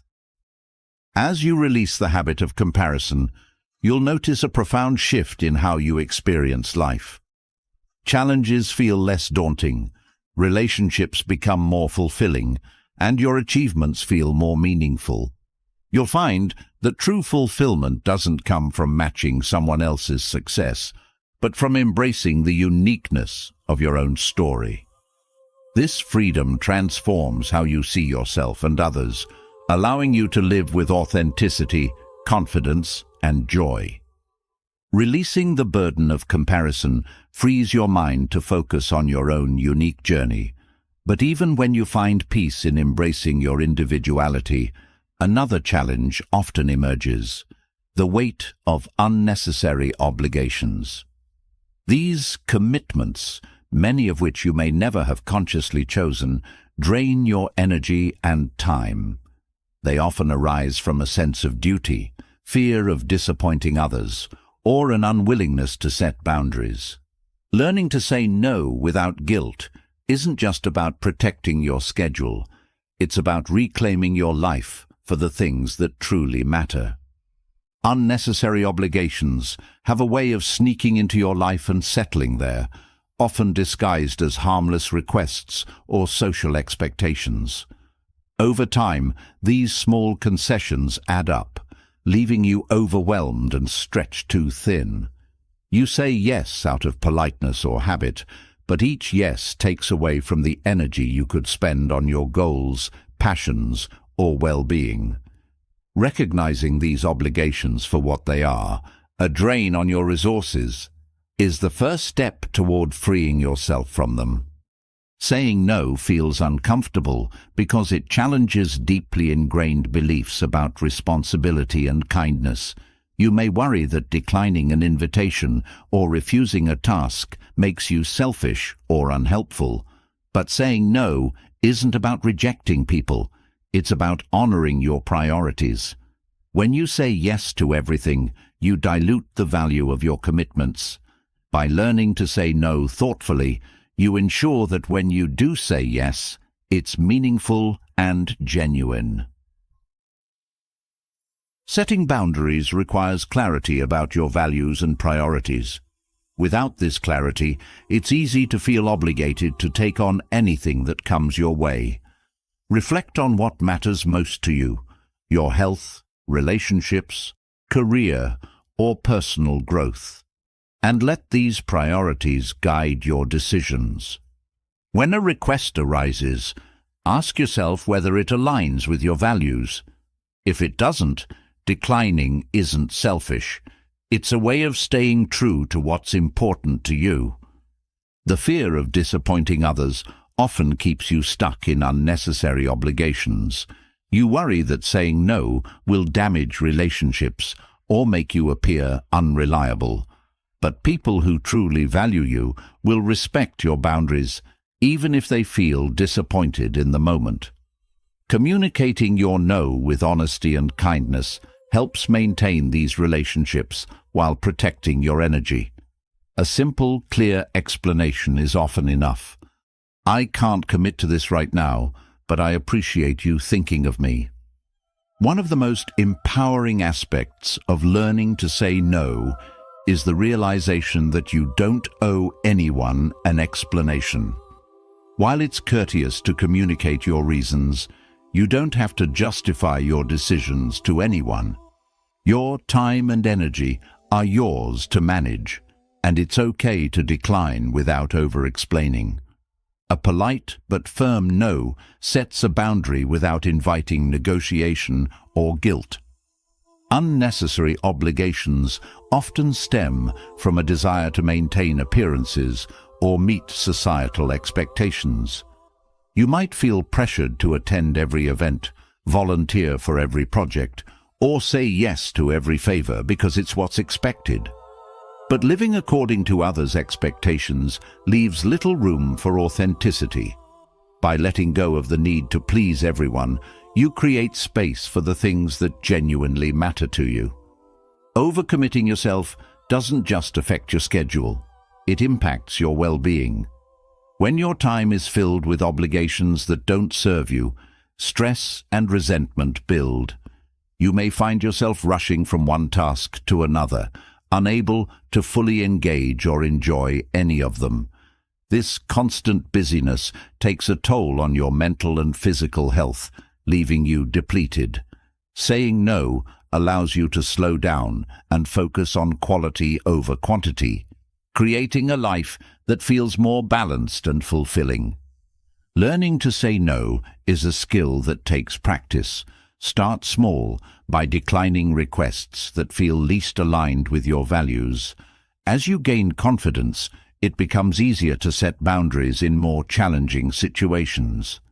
Each time you say no, you reinforce your ability to protect your time and energy. Over time, this practice becomes second nature, helping you navigate obligations with confidence and clarity. Saying no without guilt also involves addressing your internal dialogue.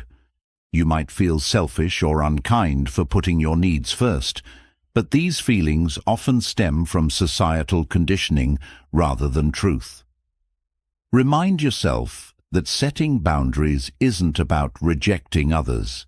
It's about ensuring you have the capacity to show up fully for the commitments that matter. Taking care of yourself isn't selfish. It's essential for showing up as your best self in all areas of life. Another way to navigate unnecessary obligations is by reframing how you view them. Instead of seeing every request as an absolute must, consider whether it's an opportunity or a burden. Opportunities align with your goals and values, while burdens drain your energy without adding value. This perspective helps you make decisions that support your well-being rather than depleting it. Delegation is another powerful tool for managing obligations. Not every task requires your direct involvement, and sharing responsibilities lightens the load for everyone, whether it's at work, in your family, or within your community. Delegating tasks allows you to focus on what only you can do. This approach fosters collaboration and reminds you that you don't have to carry everything alone. Unnecessary obligations also highlight the importance of self-awareness. When you're clear about your limits, what you can and cannot take on, it becomes easier to communicate them to others. Knowing your limits isn't a weakness. It's a strength that allows you to protect your energy and prioritize effectively. This self-awareness helps you recognize when a yes would stretch you too thin and gives you the confidence to say no.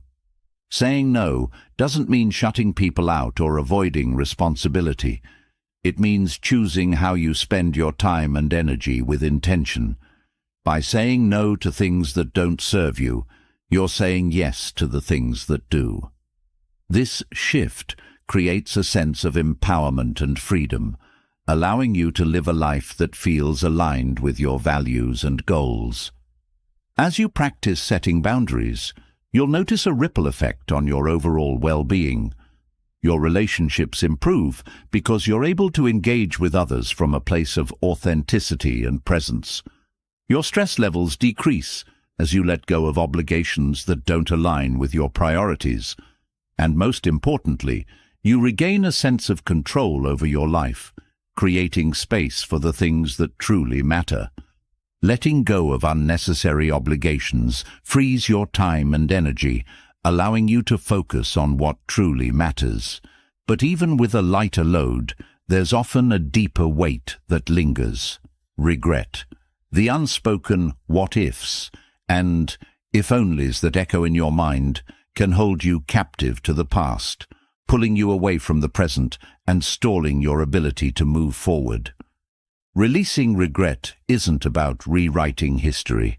It's about finding peace in the lessons it offers and forgiving yourself for what cannot be undone.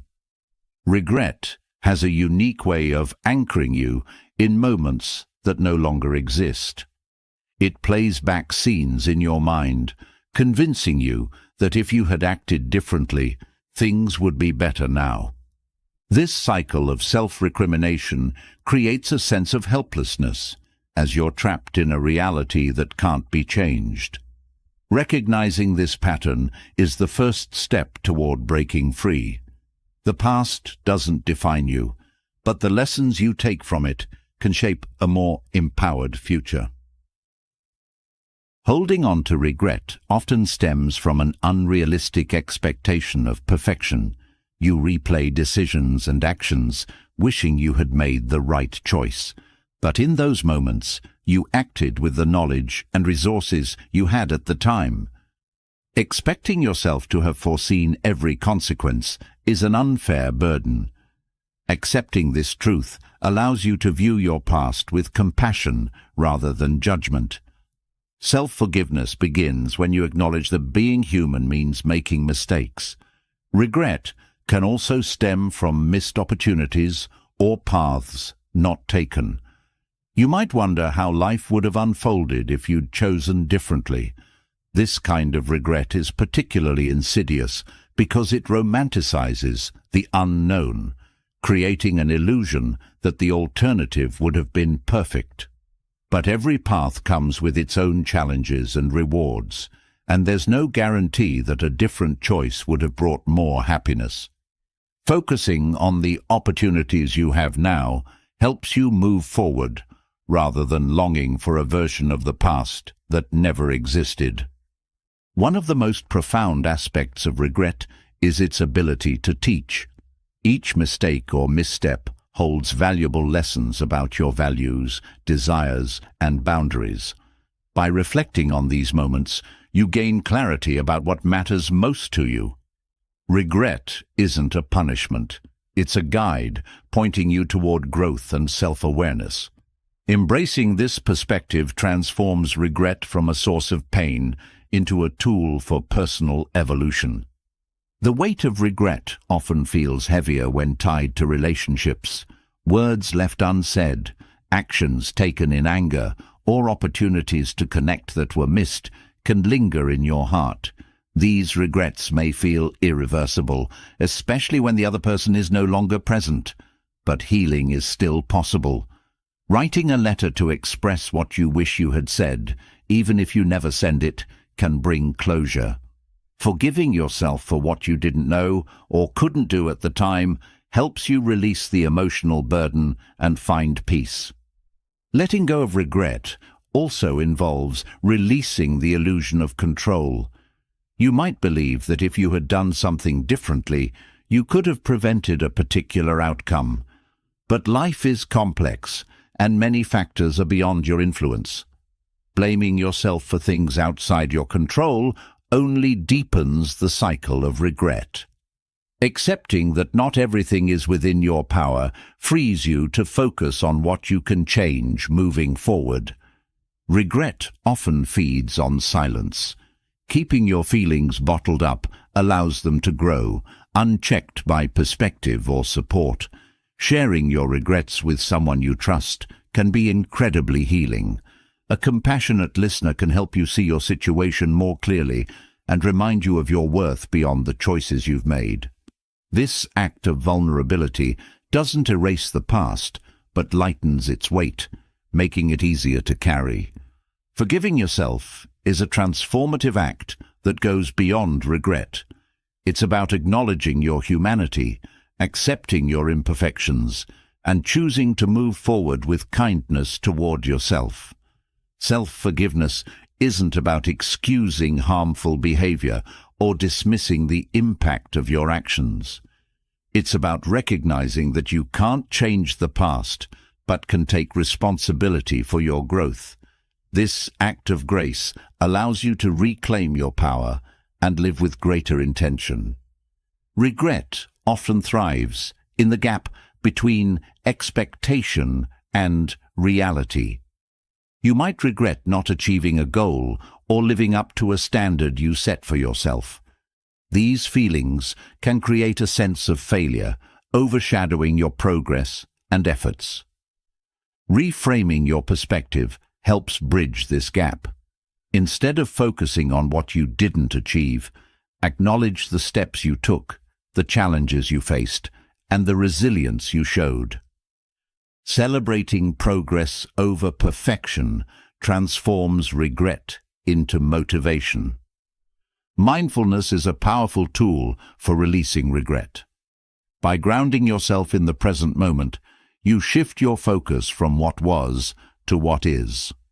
Mindfulness teaches you to observe your thoughts without judgment, allowing you to see regret as a passing emotion rather than a permanent state. Practices like meditation, deep breathing, or simply paying attention to your surroundings help you reconnect with the present and let go of the past. Another way to release regret is by cultivating gratitude. Regret focuses on what went wrong, but gratitude highlights what's going right. Reflecting on the positive aspects of your life, your relationships, opportunities, or personal growth reminds you that mistakes and missteps don't define your entire journey. Gratitude creates balance, helping you see the fullness of your life beyond its imperfections. Moving forward from regret requires intentionality. It's about taking the lessons you've learned and applying them to your future choices. This might mean setting clearer boundaries, communicating more openly, or aligning your actions with your values. Each step you take toward growth reinforces your ability to shape a life that feels meaningful and authentic. Regret loses its power when it becomes a catalyst for change rather than a source of pain. As you release regret, you'll notice a shift in how you view yourself and your journey. The mistakes that once felt like failures become markers of growth, and the choices you once questioned reveal their lessons. Letting go of regret isn't about forgetting the past. It's about honoring it as part of your story, while choosing not to let it define your future. This act of liberation creates space for joy, purpose, and a renewed sense of possibility. Letting go of regret clears the emotional weight that has tethered you to the past, opening space for a present that feels lighter and more fulfilling. Yet, as you find emotional freedom, there's often another type of weight that lingers quietly in your life. The attachments to material possessions. These inessential items may seem harmless, but their presence can clutter your space, drain your energy, and tether you to a sense of false security. Simplifying your life by releasing these attachments isn't just about decluttering. It's about redefining what truly adds value and joy to your existence. Material possessions often carry meaning beyond their physical form. They represent memories, achievements, or aspirations, making it difficult to let them go. Yet, when these objects no longer serve a purpose or spark joy, they become a source of mental and emotional clutter. Their presence reminds you of what you once needed, who you once were, or the version of yourself you thought you should be. Releasing these items is not an act of forgetting or erasing. It's an act of honoring the past while making room for the present and future. The attachment to material possessions frequently stems from a desire for comfort or control. Owning things can create an illusion of stability, as though having more will protect you from uncertainty. However, this mindset often leads to accumulation rather than satisfaction. The more you collect, the harder it becomes to find clarity or focus. True comfort and control don't come from objects, but from the trust you build within yourself. Letting go of excess allows you to shift your energy from managing possessions to cultivating meaningful experiences and connections. Holding on to items you no longer need is often fueled by the belief that they might be useful someday. This fear of future scarcity keeps drawers and closets overflowing with objects that rarely, if ever, see the light of day. While it's important to be prepared for life's uncertainties, there's a difference between thoughtful readiness and unnecessary hoarding. Releasing what you don't actively use or need creates space for intentional living. It's a way of signaling to yourself that you trust your ability to navigate life without relying on a surplus of things. Sentimental items pose a unique challenge in the process of letting go. These objects often hold emotional value, serving as reminders of loved ones, significant moments, or personal milestones. Parting with them can feel like losing a piece of your history. However, the memories attached to these items live within you, not the objects themselves. Keeping a few meaningful items, rather than an overwhelming collection, allows you to cherish those memories without letting them take over your space. The abundance of material possessions can also create a sense of guilt or responsibility. You might feel obligated to keep gifts, inherited items, or things you once spent significant money on. Yet, holding on to these items out of guilt doesn't serve you or honor their original purpose. Gifts are meant to bring joy, not burden. When an item no longer fulfills that role, it's okay to let it go. Passing it on to someone who can use it or donating it to a cause aligns its existence with its intended value. The act of decluttering is deeply personal, requiring honesty and self-awareness. It's not about following a one-size-fits-all rule, but about examining each item in the context of your life. Ask yourself whether it aligns with your current values, needs, and aspirations. This process helps you identify what truly matters while releasing what no longer fits. Letting go isn't about deprivation. It's about curating a space that reflects who you are and supports the life you want to live. Decluttering physical possessions often mirrors a broader journey of simplifying your mindset. The same principles apply: releasing what doesn't serve you, focusing on what brings value, and creating space for clarity. As you let go of objects, you may notice a parallel shift in your mental state. The fewer distractions in your environment, the easier it becomes to focus on your priorities, dreams, and relationships. The consumer culture we live in often reinforces the idea that owning more equals living better. Advertisements and social pressures encourage constant upgrading, acquiring, and comparing.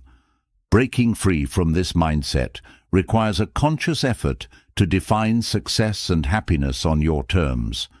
When you detach your sense of worth from material possessions, you open the door to deeper fulfillment.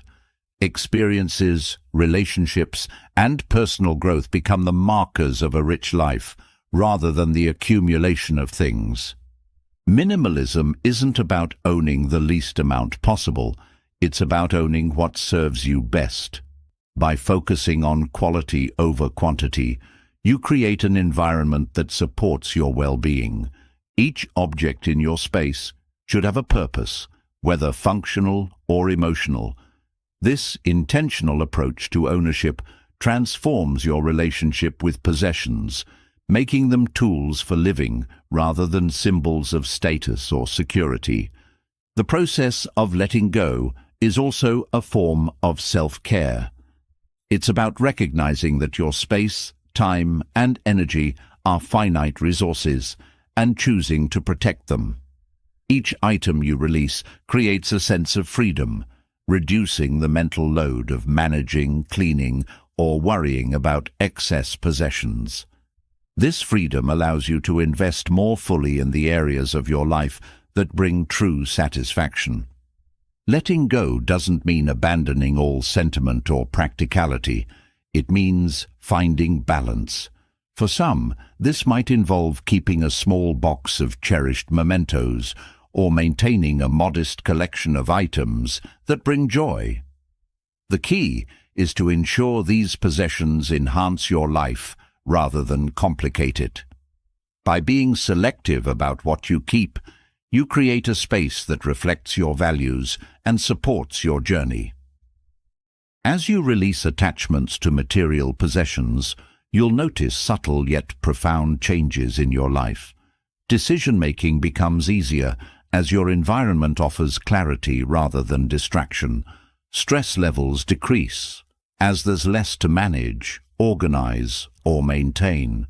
Relationships improve, as the focus shifts from accumulating things to sharing experiences.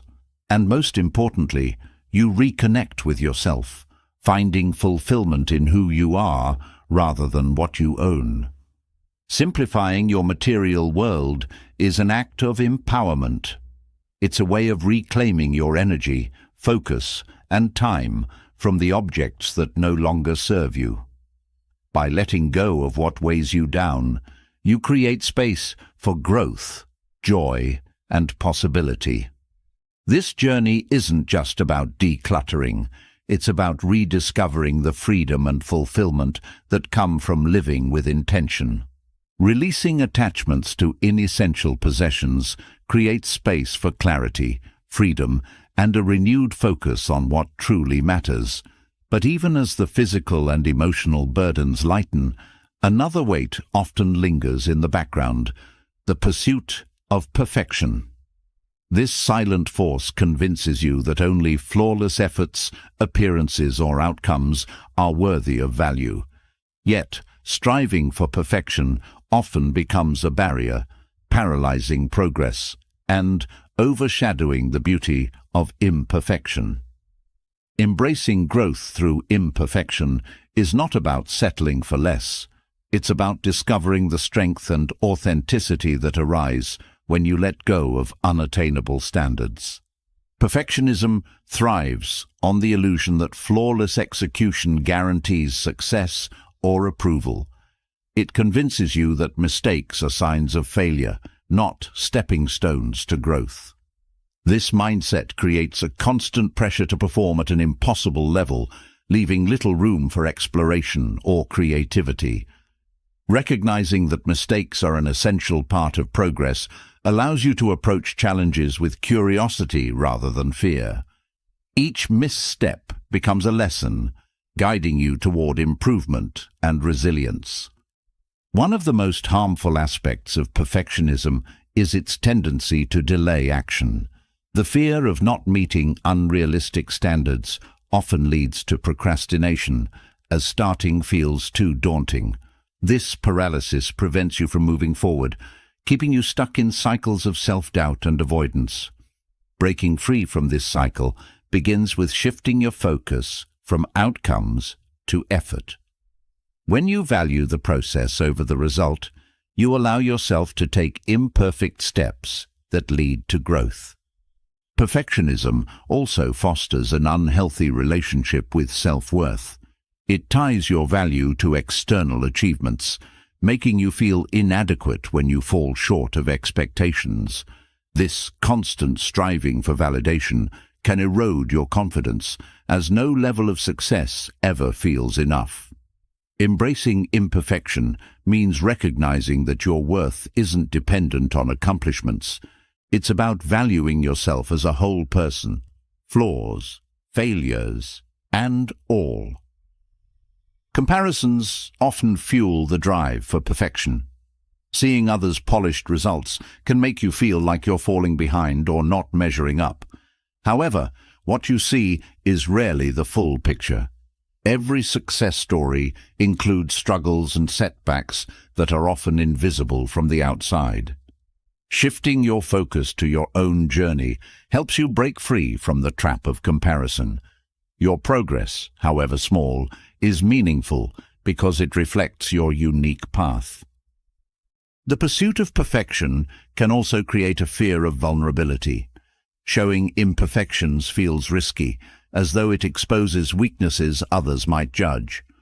But vulnerability is a powerful connector, allowing you to build authentic relationships and share experiences that resonate with others. Embracing your imperfections invites others to do the same, fostering a sense of mutual understanding and support.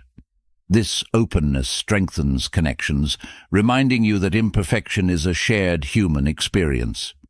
Perfectionism often masks itself as high standards or ambition, but it's important to distinguish between striving for excellence and chasing perfection. Excellence is about doing your best within the bounds of what's realistic and sustainable. Perfection, on the other hand, demands more than what's humanly possible, often at the cost of your well-being. Releasing the need for perfection doesn't mean lowering your standards. It means setting goals that challenge and inspire you without causing harm. Letting go of perfection also involves redefining success. Traditional notions of success often prioritize flawless execution and measurable outcomes, but true success lies in growth, effort, and resilience. It's about showing up, learning from your experiences, and persisting despite setbacks. This perspective shifts your focus from what you achieve to who you become in the process, creating a more fulfilling and sustainable approach to your goals. Perfectionism doesn't just impact your personal life, it can also affect your relationships and work. The desire for perfection can make you overly critical, both of yourself and others. This creates tension and prevents genuine connection or collaboration. Embracing imperfection allows you to approach others with empathy and understanding, fostering an environment of trust and mutual respect. It also helps you recognize the value of teamwork, where diverse perspectives and strengths enrich the outcome. Another consequence of perfectionism is burnout. The relentless pursuit of unattainable standards leaves little room for rest or reflection, depleting your energy and enthusiasm over time. Embracing imperfection means acknowledging your limits and prioritizing self-care. It's about recognizing that rest isn't a sign of weakness, but an essential part of maintaining your well-being and productivity. By allowing yourself to pause and recharge, you create space for sustainable growth.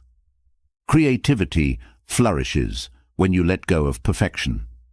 The pressure to create something flawless can stifle innovation, as fear of failure discourages experimentation.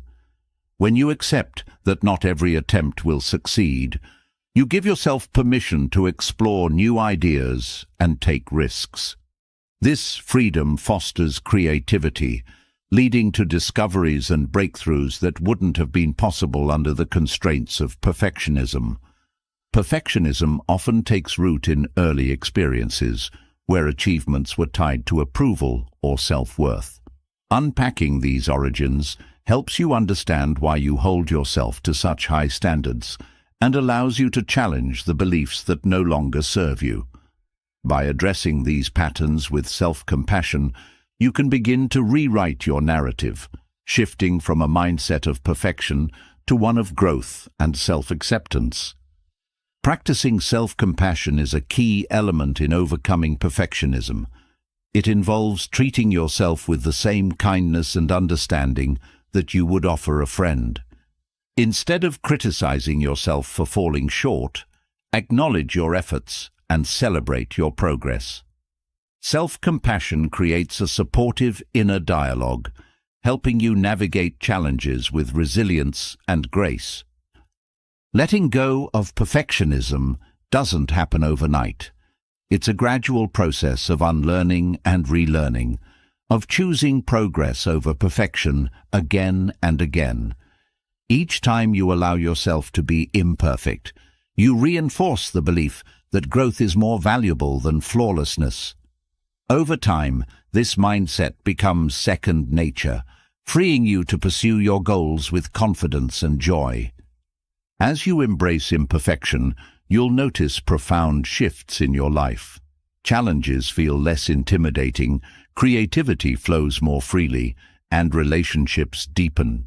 You'll find that the beauty of life lies not in its perfection, but in its authenticity. The moments of growth, connection, and discovery that emerge when you let go of unrealistic expectations. By accepting imperfection, you open the door to a life that feels more genuine, fulfilling, and aligned with your true self. Accepting imperfection liberates you from the exhausting chase of unattainable standards, As you embrace your authentic self, another challenge often comes into focus: the deep-rooted need for external validation. This desire for approval from others can quietly dictate your choices, influencing how you see yourself and the paths you pursue. Shifting away from this need and cultivating inner confidence is a transformative act, one that frees you to live authentically and find fulfillment within, rather than seeking it from outside sources. The need for external validation often stems from a natural human desire to belong and feel valued. Approval from others can feel like a form of reassurance, affirming your worth and choices. However, relying on this external source creates a fragile foundation for self-esteem. It places your sense of worth in the hands of others, making it vulnerable to their opinions, judgments, and moods. True confidence arises when you shift this foundation inward, learning to validate yourself based on your values, efforts, and growth. Constantly seeking external approval often leads to a cycle of self-doubt. Each time you base your worth on someone else's reaction, you reinforce the belief that you're only valuable if others say so. This cycle keeps you chasing validation, often at the expense of your authenticity. Breaking free begins with recognizing your intrinsic worth, the understanding that your value doesn't depend on external recognition, but is inherent in who you are. This realization is a cornerstone of inner confidence. When you rely on external validation, you may find yourself altering your behavior or choices to align with what others expect or approve of. Over time, this can lead to a disconnect between your true self and the version of you that you present to the world. This disconnection creates a sense of emptiness, as though something is missing. Reconnecting with your authentic self means prioritizing your values, passions, and needs over external opinions. This alignment fosters a sense of fulfillment that external approval can never provide. Inner confidence grows when you shift your focus from pleasing others to living in alignment with your values. Instead of seeking approval for your actions, ask yourself whether they reflect your true priorities and beliefs. This internal validation creates a sense of integrity and self-respect, as you're living in a way that feels right to you, regardless of how others perceive it. Over time, this practice strengthens your confidence, making you less reliant on external opinions. Building inner confidence also involves embracing vulnerability. The fear of rejection or disapproval often fuels the need for external validation, leading you to hide your true thoughts, feelings, or desires. Vulnerability, however, is a powerful connector. It allows you to show up authentically, even when it feels risky. Each time you allow yourself to be vulnerable, you reinforce the belief that you're enough as you are, creating a foundation of self-acceptance that external validation can't provide. Criticism can feel particularly challenging when you rely on external validation, as it threatens the approval you've sought. Shifting your perspective on criticism is essential for building inner confidence. Instead of viewing it as a reflection of your worth, see it as an opportunity for growth. Not all criticism is constructive, but when it comes from a place of care or expertise, it can offer valuable insights. Learning to differentiate between helpful feedback and unhelpful negativity empowers you to grow without compromising your sense of self-worth. Another aspect of breaking free from external validation is understanding that people's opinions often say more about them than about you. Their reactions are shaped by their experiences, beliefs, and biases, not by an objective truth about your worth. Recognizing this helps you detach from the need to please everyone as you realize that you can't control how others perceive you. This detachment frees you to focus on what truly matters, living authentically and with purpose. Cultivating inner confidence also requires self-compassion. The pursuit of external validation often leads to harsh self-criticism when approval isn't achieved. Replacing this criticism with kindness and understanding creates a supportive inner dialogue, allowing you to navigate challenges with resilience and grace. Self-compassion reminds you that you're worthy of care and respect, even when you fall short of expectations or face disapproval. Celebrating your achievements, no matter how small, is another way to build inner confidence. External validation often overshadows the value of your own efforts, making it easy to dismiss your progress if it goes unrecognized by others. Shifting your focus to internal acknowledgement helps you see the value of your journey, reinforcing the belief that your worth isn't tied to external praise, but to your dedication and growth. Gratitude plays a powerful role in shifting your mindset from external validation to inner confidence. When you focus on what you have and what you've accomplished, rather than what others think of you, you cultivate a sense of contentment and self-assurance. Gratitude helps you see the richness of your life beyond external opinions, grounding you in a sense of abundance and fulfillment. Letting go of the need for external validation doesn't mean ignoring others' perspectives or isolating yourself. It means creating a balanced relationship with feedback, where you can listen to others without letting their opinions define you. This balance allows you to remain open to growth while staying true to your authentic self. It's about valuing your voice as much as, if not more than, the voices around you. Overcoming the need for external validation is a process, not an overnight transformation. Each step you take toward building inner confidence strengthens your ability to live authentically, whether it's setting boundaries, prioritizing your values, or embracing vulnerability. Each action reinforces the belief that you're enough as you are. This journey creates a sense of freedom, allowing you to focus on living a life that feels meaningful and aligned with your true self. As you cultivate inner confidence, you'll notice a profound shift in how you approach challenges, relationships, and opportunities. Instead of seeking approval, you'll find fulfillment in your own growth and choices. This transformation isn't about shutting out the world, but about engaging with it from a place of authenticity and strength. By letting go of the need for external validation, you create a life that feels deeply rooted in self-worth and personal fulfillment.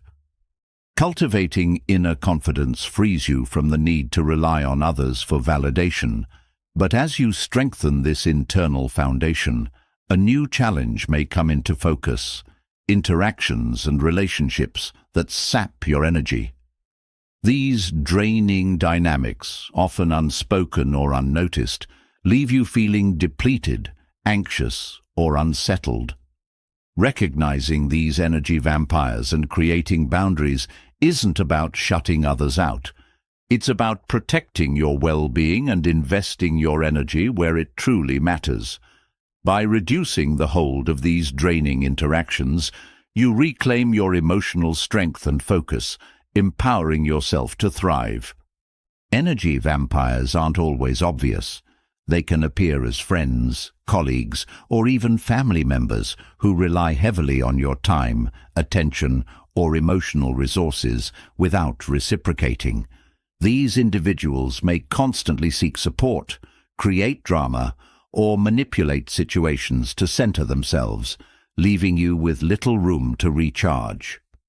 The first step in addressing these relationships is identifying the patterns that drain you.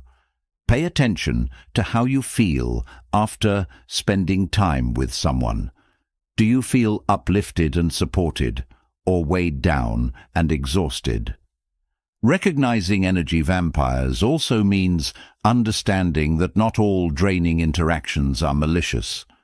Some people may not realize the impact of their behavior, acting out of habit or their own unresolved issues. While this understanding can foster compassion, it doesn't mean you have to tolerate behavior that diminishes your well-being. Setting boundaries is an act of self-respect and care, not rejection. It allows you to preserve your energy while maintaining empathy for others. One common trait of energy vampires is their tendency to dominate conversations or relationships, leaving little space for your needs or experiences. These individuals often steer interactions toward their problems, creating a one-sided dynamic that can feel exhausting. Addressing this requires assertiveness and clarity. Redirecting conversations or gently expressing your own needs helps balance the interaction, reminding both parties that relationships should be mutual and supportive. Manipulation is another hallmark of energy-draining dynamics. Some individuals use guilt, flattery, or subtle pressure to gain your compliance or attention. Recognizing these tactics is essential for protecting your energy. When someone uses guilt to influence you, it's important to pause and reflect on whether their request aligns with your values and priorities. Responding with calm clarity, such as, "I understand how you feel, but I can't commit to that right now," helps you maintain control of your boundaries without escalating the situation. Energy vampires can also manifest as perpetual pessimists or complainers who constantly focus on the negative. While it's natural to vent or seek support during difficult times, chronic negativity can become toxic when it dominates interactions. Limiting exposure to this energy doesn't mean abandoning the person. It means protecting your emotional balance. Encouraging solutions rather than dwelling on problems can also help shift the dynamic to something more constructive. Setting boundaries with energy vampires often feels challenging, especially when the relationship is close or long-standing. The fear of conflict, rejection, or guilt can make it difficult to assert your needs. However, boundaries are essential for maintaining healthy relationships and ensuring your well-being. Communicating your limits with kindness and firmness helps create clarity, reducing the likelihood of misunderstandings or resentment. Over time, consistent boundaries foster respect and mutual understanding. Reducing energy-draining interactions isn't just about people. It's also about situations or environments that leave you feeling depleted. Overcommitment, toxic work cultures, or constant exposure to negativity in media can sap your energy just as much as challenging relationships. Recognizing these patterns and making intentional changes, such as scaling back commitments, seeking supportive environments, or limiting exposure to draining content, helps restore balance and energy. Self-awareness plays a crucial role in managing energy vampires. Reflecting on why certain dynamics affect you allows you to address underlying triggers or vulnerabilities. For example, if you often feel responsible for fixing others' problems, this tendency might make you more susceptible to draining interactions.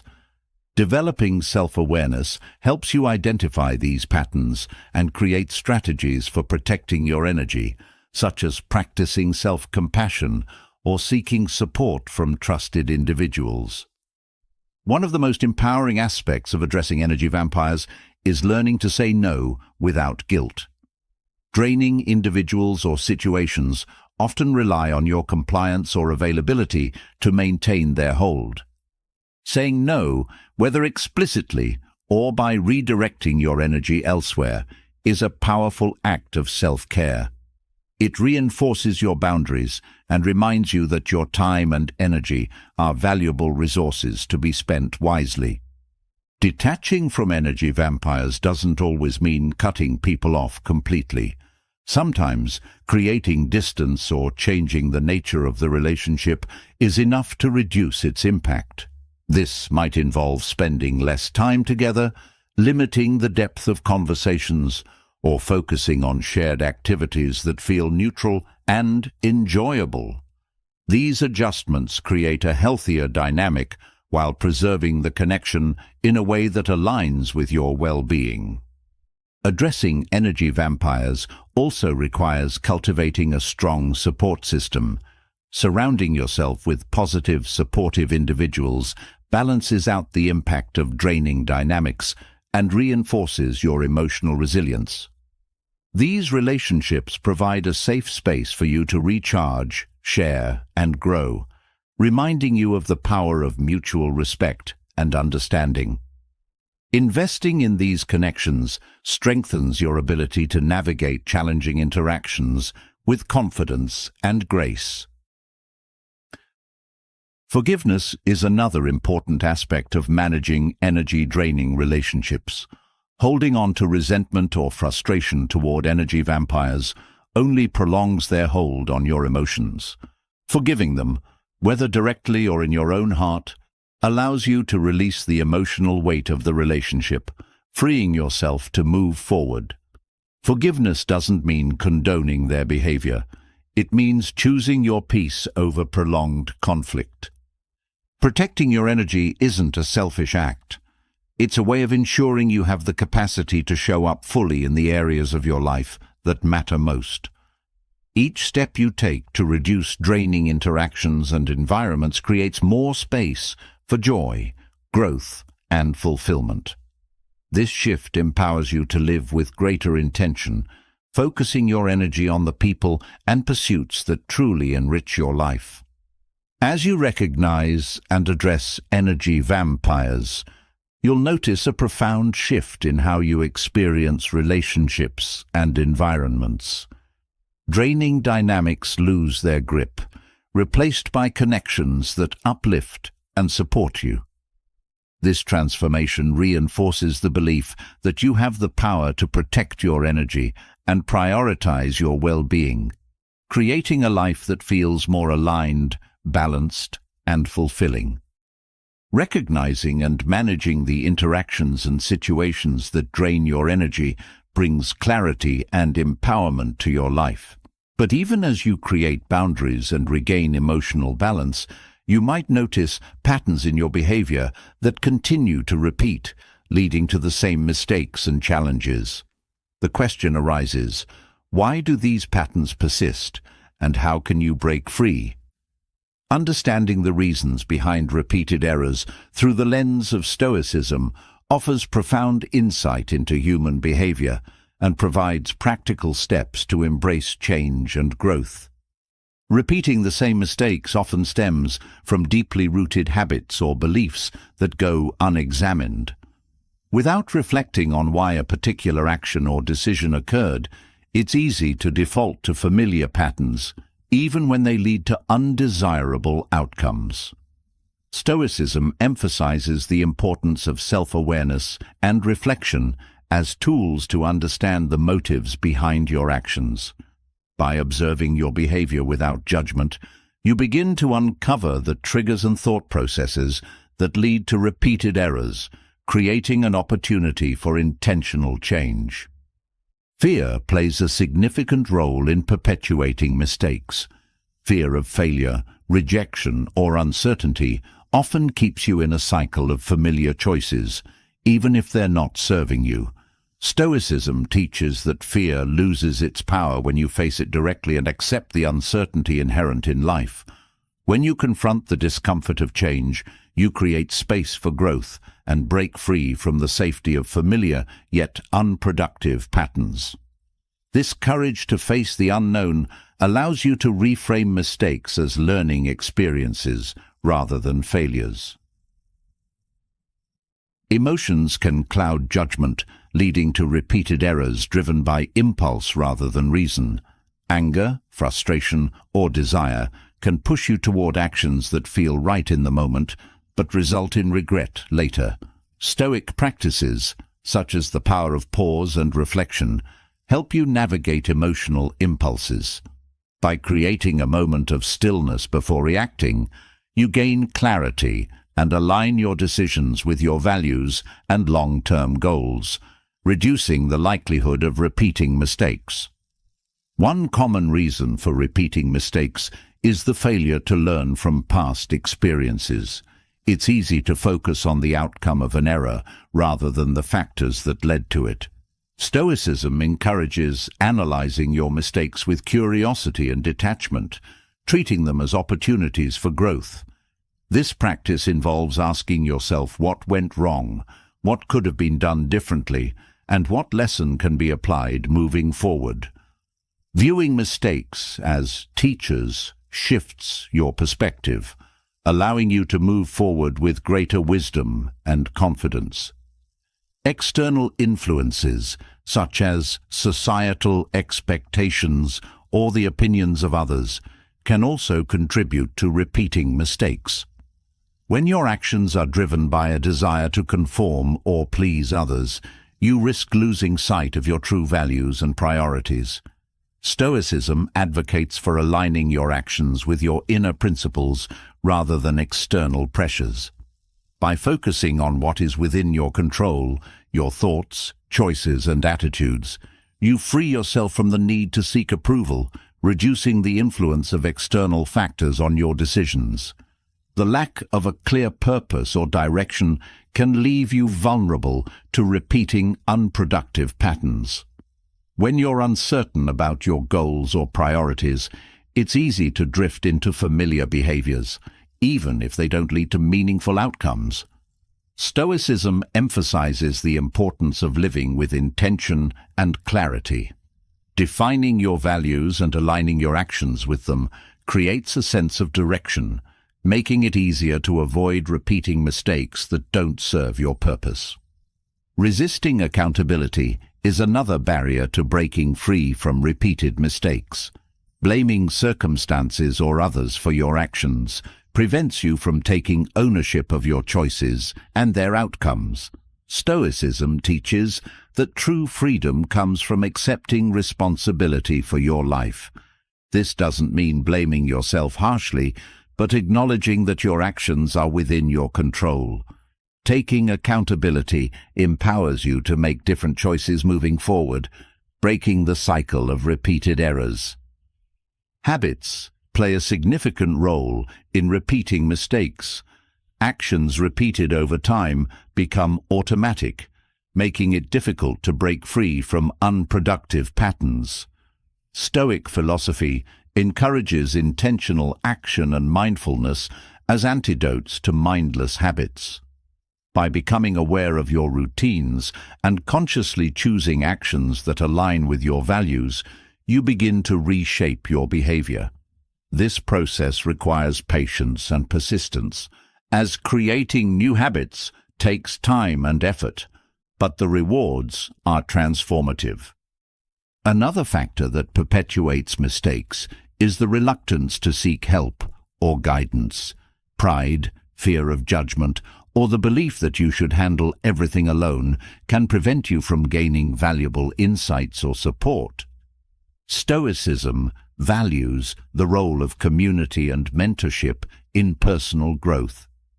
Seeking advice from trusted individuals or learning from others' experiences provides new perspectives and strategies for overcoming challenges. This collaborative approach fosters growth and helps you break free from patterns that no longer serve you. The inability to let go of the past can also lead to repeated mistakes. Regret, guilt, or nostalgia for a different time can anchor you to behaviors or choices that are no longer relevant. Stoicism teaches the importance of living in the present moment and focusing on what is within your control now. Letting go of the past doesn't mean forgetting it, but using it as a source of wisdom rather than a weight that holds you back. This mindset shift allows you to approach life with renewed clarity and purpose. Breaking free from repeated mistakes requires self-discipline and resilience. It's easy to fall back into familiar patterns when change feels difficult or progress seems slow. Stoicism encourages viewing setbacks as part of the journey, not as reasons to give up. By committing to consistent effort and embracing the challenges of growth, you build the strength to create lasting change. Each step forward, no matter how small, reinforces your ability to shape your future. Self-forgiveness is an essential part of this process. Holding on to self-blame or harsh criticism for past mistakes can create a cycle of negativity that makes it harder to move forward. Stoicism teaches compassion toward oneself as a vital element of growth. Forgiving yourself doesn't mean excusing harmful behavior, but recognizing that you're human and capable of learning and improving. This act of grace allows you to release the emotional weight of past mistakes and focus on creating a better path ahead. As you explore the reasons behind repeated mistakes and embrace the tools to break free, you'll notice profound changes in your life. Patterns that once felt inescapable begin to shift, replaced by intentional choices and meaningful progress. This journey isn't about achieving perfection, but about cultivating awareness, resilience, and the courage to grow. Each step you take toward understanding and addressing your patterns brings you closer to a life aligned with your values and aspirations. Breaking free from repeated mistakes often brings clarity about the need to reevaluate relationships, particularly those that leave emotional wounds or lingering ties. Even when growth becomes a priority, detaching emotional from someone can feel like an uphill battle, as if every step forward is met with an invisible pull backward. Stoic wisdom, particularly the teachings of Marcus Aurelius, offers profound guidance on how to release these attachments with dignity and inner peace. This isn't about severing ties with resentment or anger, but about finding emotional liberation through understanding, resilience, and self-control. Emotional detachment begins with recognizing the nature of impermanence.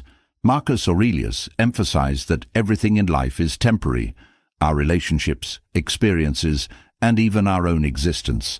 By accepting this reality, you gain clarity that clinging too tightly to anyone or anything only deepens your suffering when change inevitably occurs. Understanding that nothing is truly permanent allows you to approach relationships with gratitude for their presence, while cultivating the strength to let go when their chapter in your life ends. One of the reasons emotional detachment feels so difficult is the weight of expectations we place on relationships. You may hope for someone to fulfill a specific role in your life, to meet your emotional needs, or to stay unchanged as time moves on. When those expectations go unmet, disappointment and attachment intertwine, creating an emotional loop of yearning and frustration. Stoicism teaches the power of releasing expectations by focusing instead on accepting people as they are, not as you wish them to be. This mindset reduces emotional friction and frees you from the turmoil of unmet desires. Another key to emotional detachment is understanding the nature of control. Marcus Aurelius reminds us that we only have control over our own thoughts, actions, and responses, not over the behaviors or emotions of others. This distinction is liberating, as it removes the burden of trying to change someone else or hold on to a relationship that no longer serves your well-being. Redirecting your focus toward what you can control, your perspective and choices, empowers you to find peace within yourself, regardless of external circumstances. Stoicism also highlights the importance of rationality over emotional impulsivity. Emotional attachments often lead to reactions driven by fear, anger, or sadness, clouding your judgment and prolonging inner turmoil. Practicing rational detachment involves observing your emotions without being consumed by them. This doesn't mean suppressing your feelings, but rather understanding them as transient states that don't define you. By creating space between your emotions and your actions, you can respond to situations with clarity and composure, fostering a healthier detachment. Forgiveness is another profound element of emotional detachment. Holding on to anger or resentment towards someone keeps you tethered to the past, preventing true release. Forgiveness doesn't mean condoning harmful behavior, but acknowledging that clinging to negative emotions only prolongs your suffering. Releasing these emotions allows you to reclaim your inner peace, untangling yourself from the grip of the past and creating room for growth. This act of letting go is a gift you give to yourself, not necessarily to the other person. Detachment also involves redefining your sense of self. Emotional attachment often stems from the belief that your identity is intertwined with a specific person or relationship. When that connection shifts or ends, it can leave you feeling lost or incomplete. Stoicism encourages cultivating a sense of self grounded in your own values, virtues, and actions, rather than external relationships. Building this inner foundation strengthens your ability to navigate changes with grace, knowing that your worth and purpose are not dependent on anyone else. Another powerful tool for emotional detachment is practicing gratitude. Reflecting on the positive moments and lessons a relationship brought into your life helps you shift from a mindset of loss to one of appreciation. Gratitude transforms your perspective, allowing you to honor what was without clinging to what can no longer be. This practice creates emotional closure, softening the transition and opening the door to new possibilities. Marcus Aurelius often spoke of the interconnectedness of all things, emphasizing that individuals are part of a greater whole. This perspective encourages viewing relationships in the context of life's broader flow, where every connection has its purpose and season. Detaching emotionally doesn't diminish the significance of a relationship, but places it within the larger tapestry of your journey. By embracing this interconnectedness, you find peace in the natural evolution of relationships, trusting that each experience contributes to your growth. Silence and reflection are invaluable practices for emotional detachment. When emotions run high, the mind can become overwhelmed with thoughts of what could have been or what was lost. Creating moments of stillness allows you to process these feelings without being overwhelmed by them. Reflecting on your experiences with honesty and kindness helps you understand the lessons they hold, transforming emotional pain into wisdom and resilience. Detaching emotionally also requires setting boundaries. Maintaining ties with someone who no longer aligns with your well-being can prolong your emotional struggle. Boundaries are not acts of rejection, but of self-respect, creating a space where you can heal and grow. Whether this involves limiting contact, shifting the nature of the relationship, or letting it go entirely, boundaries protect your energy and foster inner stability. One of the greatest challenges of emotional detachment is the fear of loneliness. Letting go of a relationship can leave a void that feels daunting to face. However, Stoicism teaches that solitude is not an absence, but an opportunity to deepen your connection with yourself. Embracing moments of solitude allows you to discover the richness of your inner world, cultivating a sense of wholeness that doesn't rely on external connections. This practice transforms loneliness into a source of strength and self-discovery. Detachment doesn't mean shutting yourself off from love or connection. It means engaging with others from a place of strength and authenticity rather than dependency. By cultivating emotional independence, you create space for healthier, more balanced relationships that enrich your life without depleting it. This shift fosters mutual respect and understanding, allowing connections to flourish without the weight of unhealthy attachments. As you integrate these Stoic principles, emotional detachment becomes a path not of loss, but of liberation. Each step forward reinforces your ability to let go with grace, honoring the past while embracing the future with open arms. Detaching emotionally doesn't diminish the value of a relationship.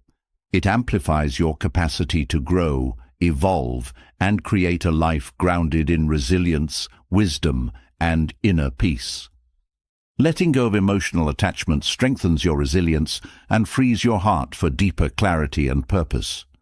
Yet, in the journey of emotional balance, life will often test you with unpredictable challenges that demand calmness and inner stability. Whether it's a sudden conflict, a difficult decision, or an overwhelming wave of emotions, maintaining calm in any situation becomes a skill that transforms not only how you respond, but also how you live.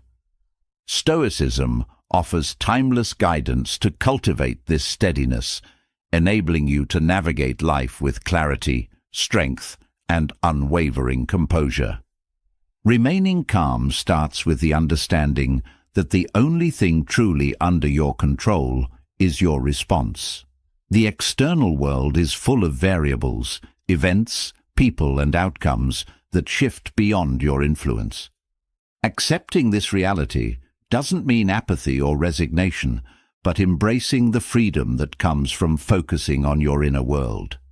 When you center your energy on your mindset and actions, external turbulence loses its power to unnerve you. This shift in focus helps you stand grounded, even in moments of chaos.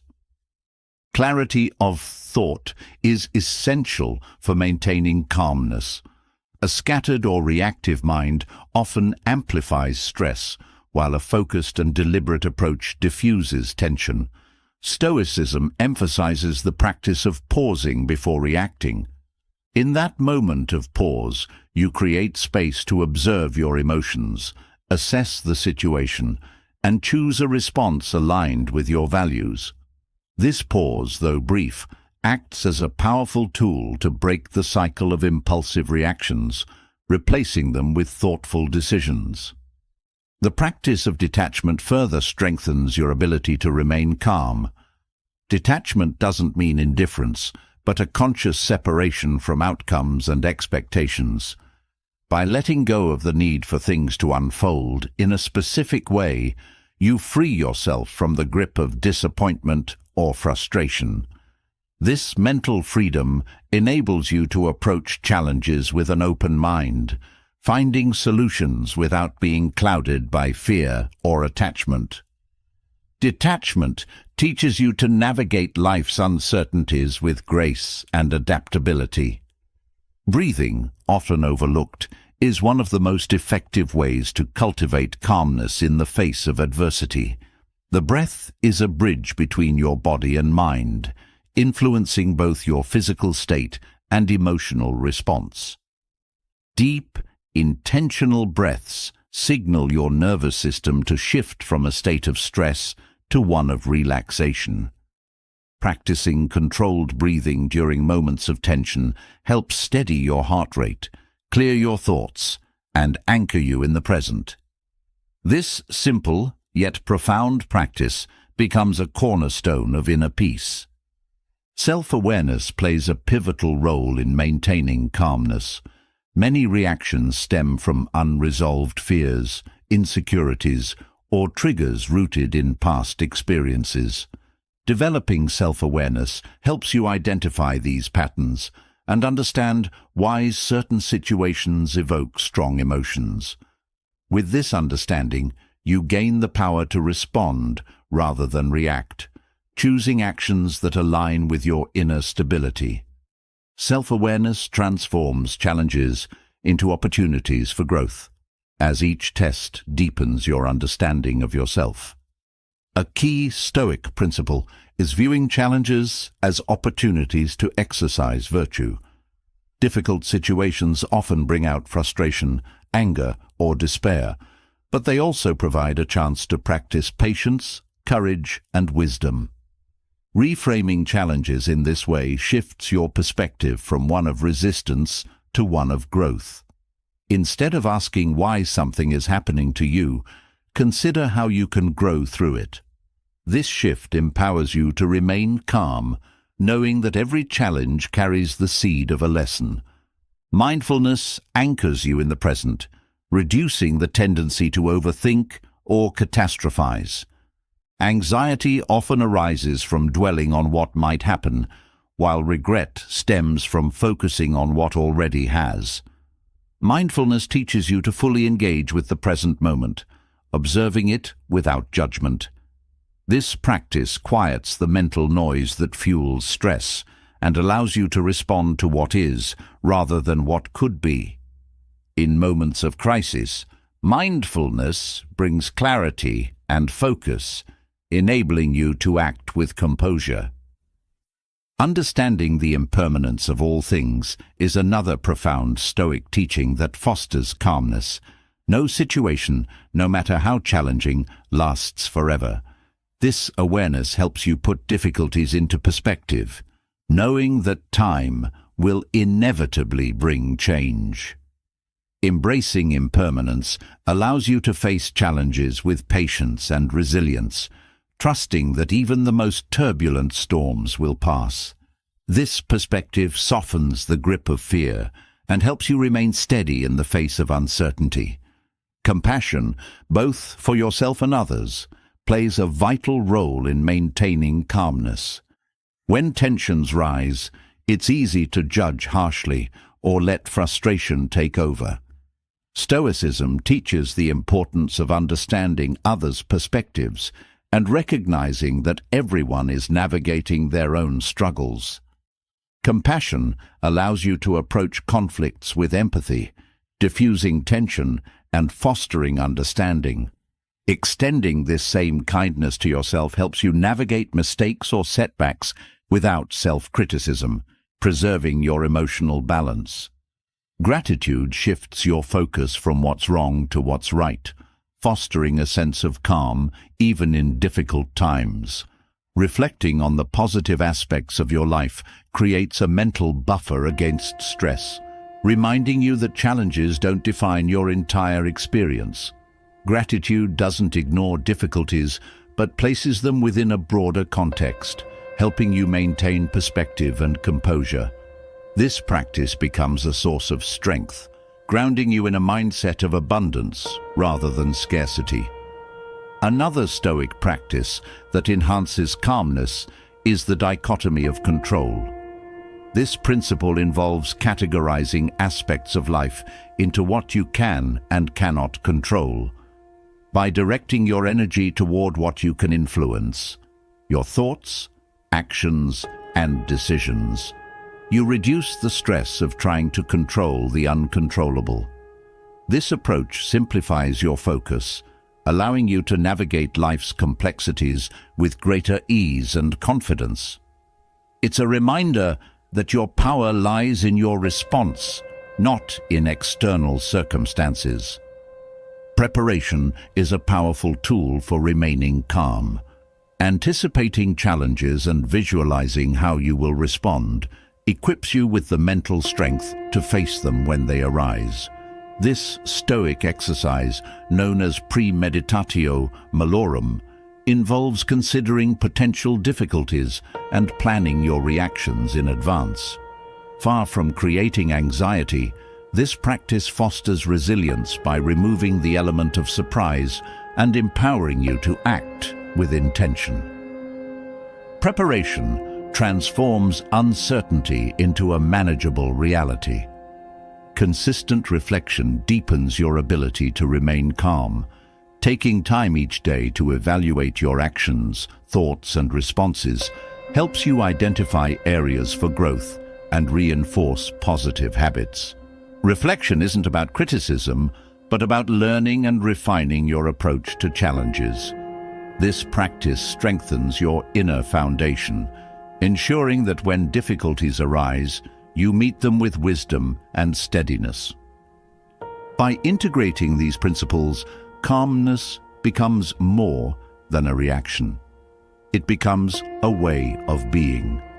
It's not about suppressing emotions or avoiding challenges, but about cultivating an inner strength that carries you through them. Each time you choose calmness over chaos, you reinforce your ability to navigate life with clarity and grace. This journey transforms not only how you face challenges, but how you experience life itself, creating a sense of peace that no external circumstance can take away.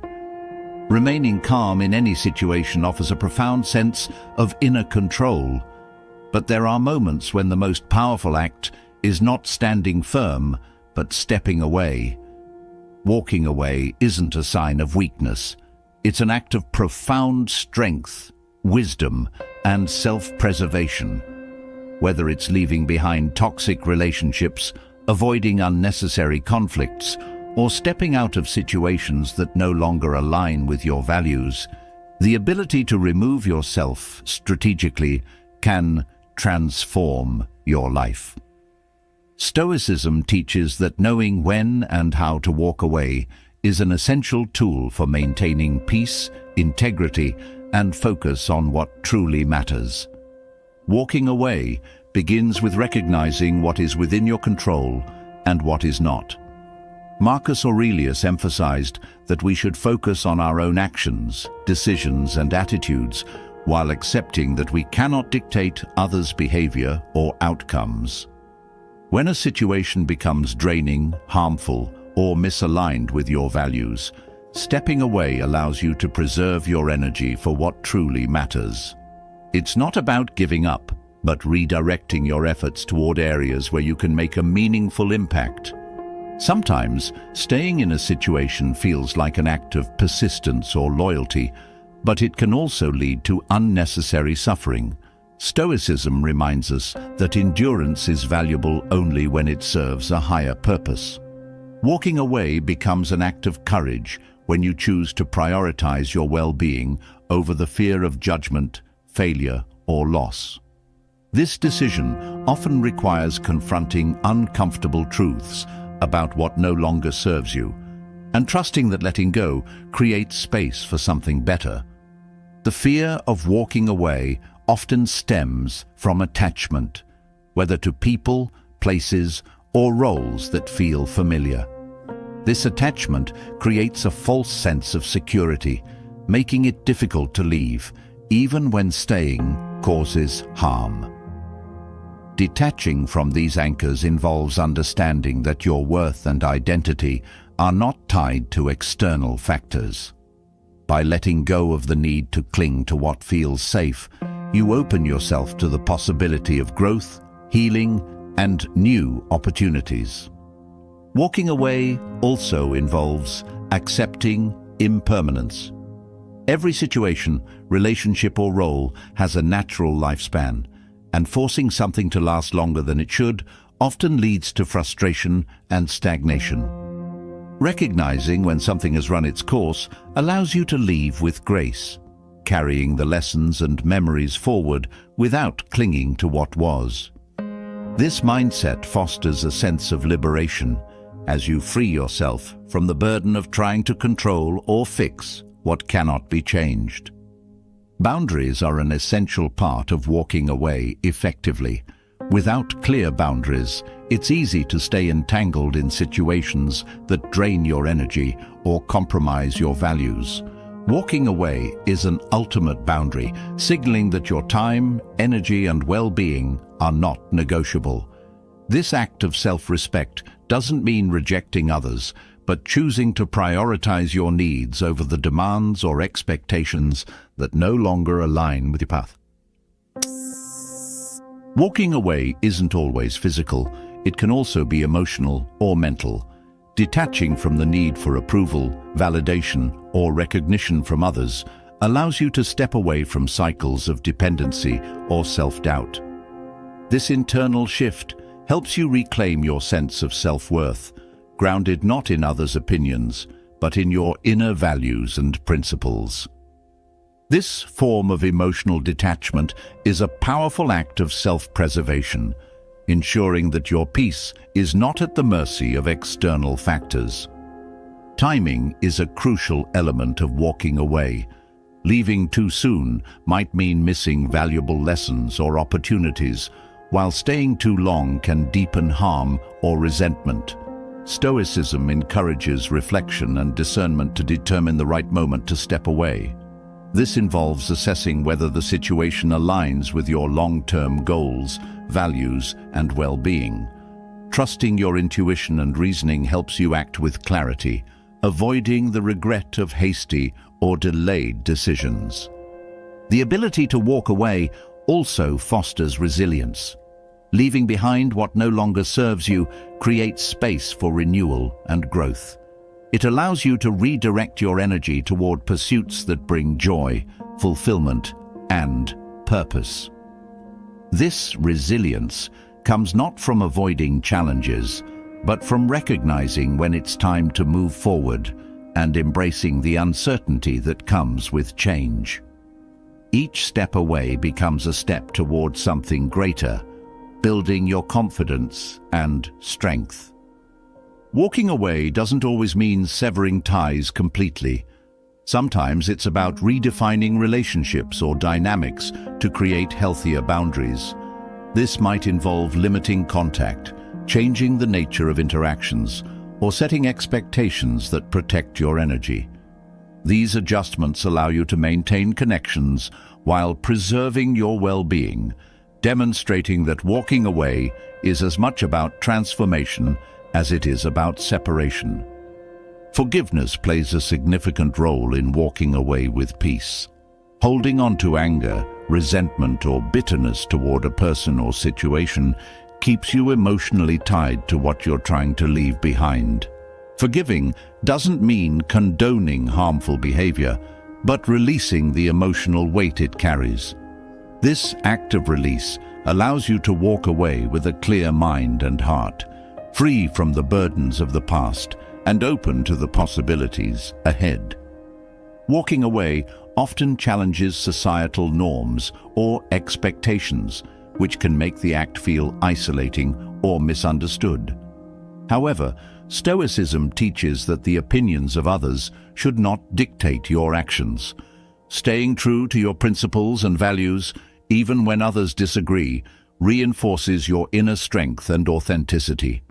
Walking away becomes an act of self-alignment, demonstrating that your path is yours to define. Self-awareness is essential for understanding when walking away is the right choice.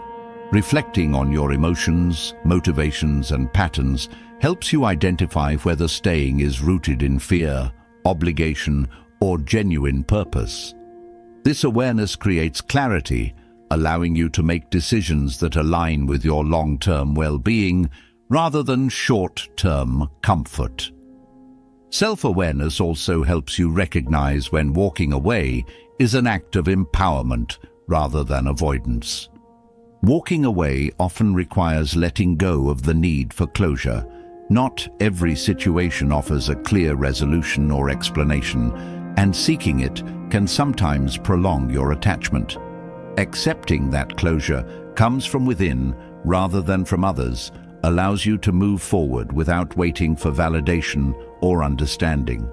This internal closure fosters a sense of peace, enabling you to focus on what lies ahead rather than what was left behind.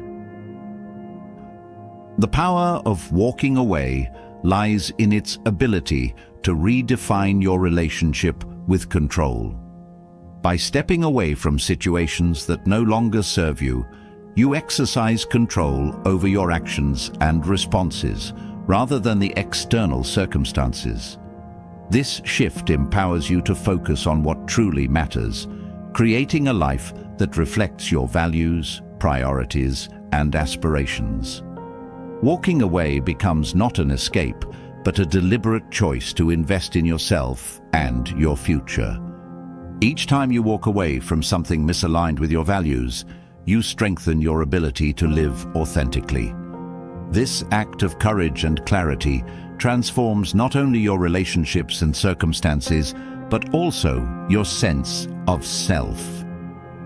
Walking away is a reminder that true power lies not in holding on, but in knowing when to let go, creating space for growth, freedom, and a life that feels fully your own. Walking away with grace teaches the importance of honoring your path and creating space for what aligns with your values. As this lesson unfolds, another profound truth arises: the power of allowing life to flow without force. Pushing against the natural rhythm of events often creates resistance, frustration, and unnecessary struggle. The art of not forcing anything invites harmony, clarity, and balance, enabling you to approach life with a sense of peace and purpose. Stoicism teaches that when you stop forcing outcomes, you gain the strength to work with life rather than against it. Forcing situations often stems from a desire for control, driven by fear of uncertainty. The need to predict and shape outcomes can lead to overthinking, stress, and exhaustion. Stoicism emphasizes the importance of understanding what is within your control and releasing the rest. When you stop resisting the uncontrollable, you conserve energy for what truly matters: your actions, decisions, and responses. This shift in focus not only reduces stress, but also allows life to unfold with greater ease. Allowing life to flow doesn't mean passivity or complacency. It means aligning your efforts with what feels natural and purposeful, rather than forcing situations that resist resolution. When you force something, you often encounter friction, signaling that it may not be the right time, path, or opportunity. Trusting the timing of life, even when it's uncomfortable, fosters patience and resilience. This trust isn't about waiting idly, but about knowing when to act and when to step back. Forcing often arises from attachment, whether to specific outcomes, relationships, or expectations. Attachment creates a narrow focus, blinding you to other possibilities that may be more aligned with your growth and well-being. By loosening your grip on these attachments, you create space for new opportunities to emerge. Detachment doesn't mean indifference, but a willingness to accept what life offers while maintaining your inner balance. This perspective allows you to flow with life's rhythm rather than fight against it. When you force something, you often ignore the natural signals and signs that guide you. These signals may come as resistance, discomfort, or recurring challenges that suggest a need to pause or reassess. Listening to these cues helps you make decisions rooted in wisdom rather than stubbornness. Stoicism teaches the value of observing and adapting, recognizing that flexibility often leads to greater strength. By staying attuned to life's signals, you move with intention rather than force. Forcing outcomes can also lead to burnout, as it requires immense energy to push against resistance. This approach often leaves little room for rest, reflection, or renewal. Allowing life to flow involves trusting that rest is as essential as effort, creating a balance that sustains your energy and focus. This balance fosters a deeper connection to yourself and the world around you, enabling you to approach challenges with clarity and purpose. The act of not forcing also applies to relationships. Trying to control or change others often leads to frustration and strained connections. Stoicism reminds you that the only person you can change is yourself. Accepting others as they are, rather than forcing them to fit your expectations, creates a foundation of respect and understanding. This approach fosters healthier relationships built on mutual acceptance and trust. Forcing often stems from a mindset of scarcity, the belief that opportunities are limited and must be seized at any cost. This fear-driven perspective can lead to hasty decisions or a sense of desperation. Embracing abundance, on the other hand, helps you see that life offers countless possibilities, even if they're not immediately visible. This shift in mindset encourages patience, allowing you to act from a place of confidence rather than urgency. Releasing the need to force also involves letting go of perfectionism.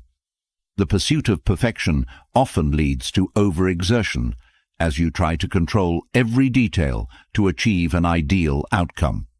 Accepting imperfection as part of the journey allows you to focus on progress rather than unattainable standards. This mindset fosters a sense of ease and freedom, enabling you to enjoy the process rather than obsess over the result. When you stop forcing, you open yourself to the flow of life's natural rhythm. Opportunities, connections, and solutions often arise when you least expect them, guided by the energy you've created through patience and trust. This flow doesn't negate effort, but aligns it with a sense of purpose and timing. By working with life rather than against it, you create harmony that amplifies your efforts and enriches your experiences. Forcing often blinds you to the lessons and growth opportunities inherent in challenges. When you try to push through obstacles without reflection, you miss the chance to learn and evolve. Stoicism encourages viewing difficulties as teachers, guiding you toward greater wisdom and resilience. Embracing this perspective helps you navigate challenges with grace, knowing that struggle often precedes transformation. The act of not forcing also nurtures creativity. When you allow ideas, projects, or solutions to unfold naturally, you create space for inspiration and innovation. Forcing creativity often leads to frustration or burnout, while a more open approach fosters curiosity and exploration. This balance allows you to tap into your creative potential without the pressure of forced outcomes, leading to richer and more authentic expressions. Practicing patience is a cornerstone of not forcing. Patience involves trusting the process, even when progress feels slow or uncertain. It requires faith in your efforts and the timing of life, knowing that what is meant for you will come in its own time. This practice builds resilience and inner strength, enabling you to navigate delays or setbacks with grace and confidence. Not forcing also cultivates a sense of gratitude. When you release the need to push or control, you become more attuned to the present moment and the blessings it holds. Gratitude shifts your focus from what you lack to what you have, creating a sense of contentment and peace. This mindset allows you to appreciate life's unfolding without the constant pressure to achieve or acquire. As you embrace the art of not forcing, you'll notice a profound shift in how you approach life.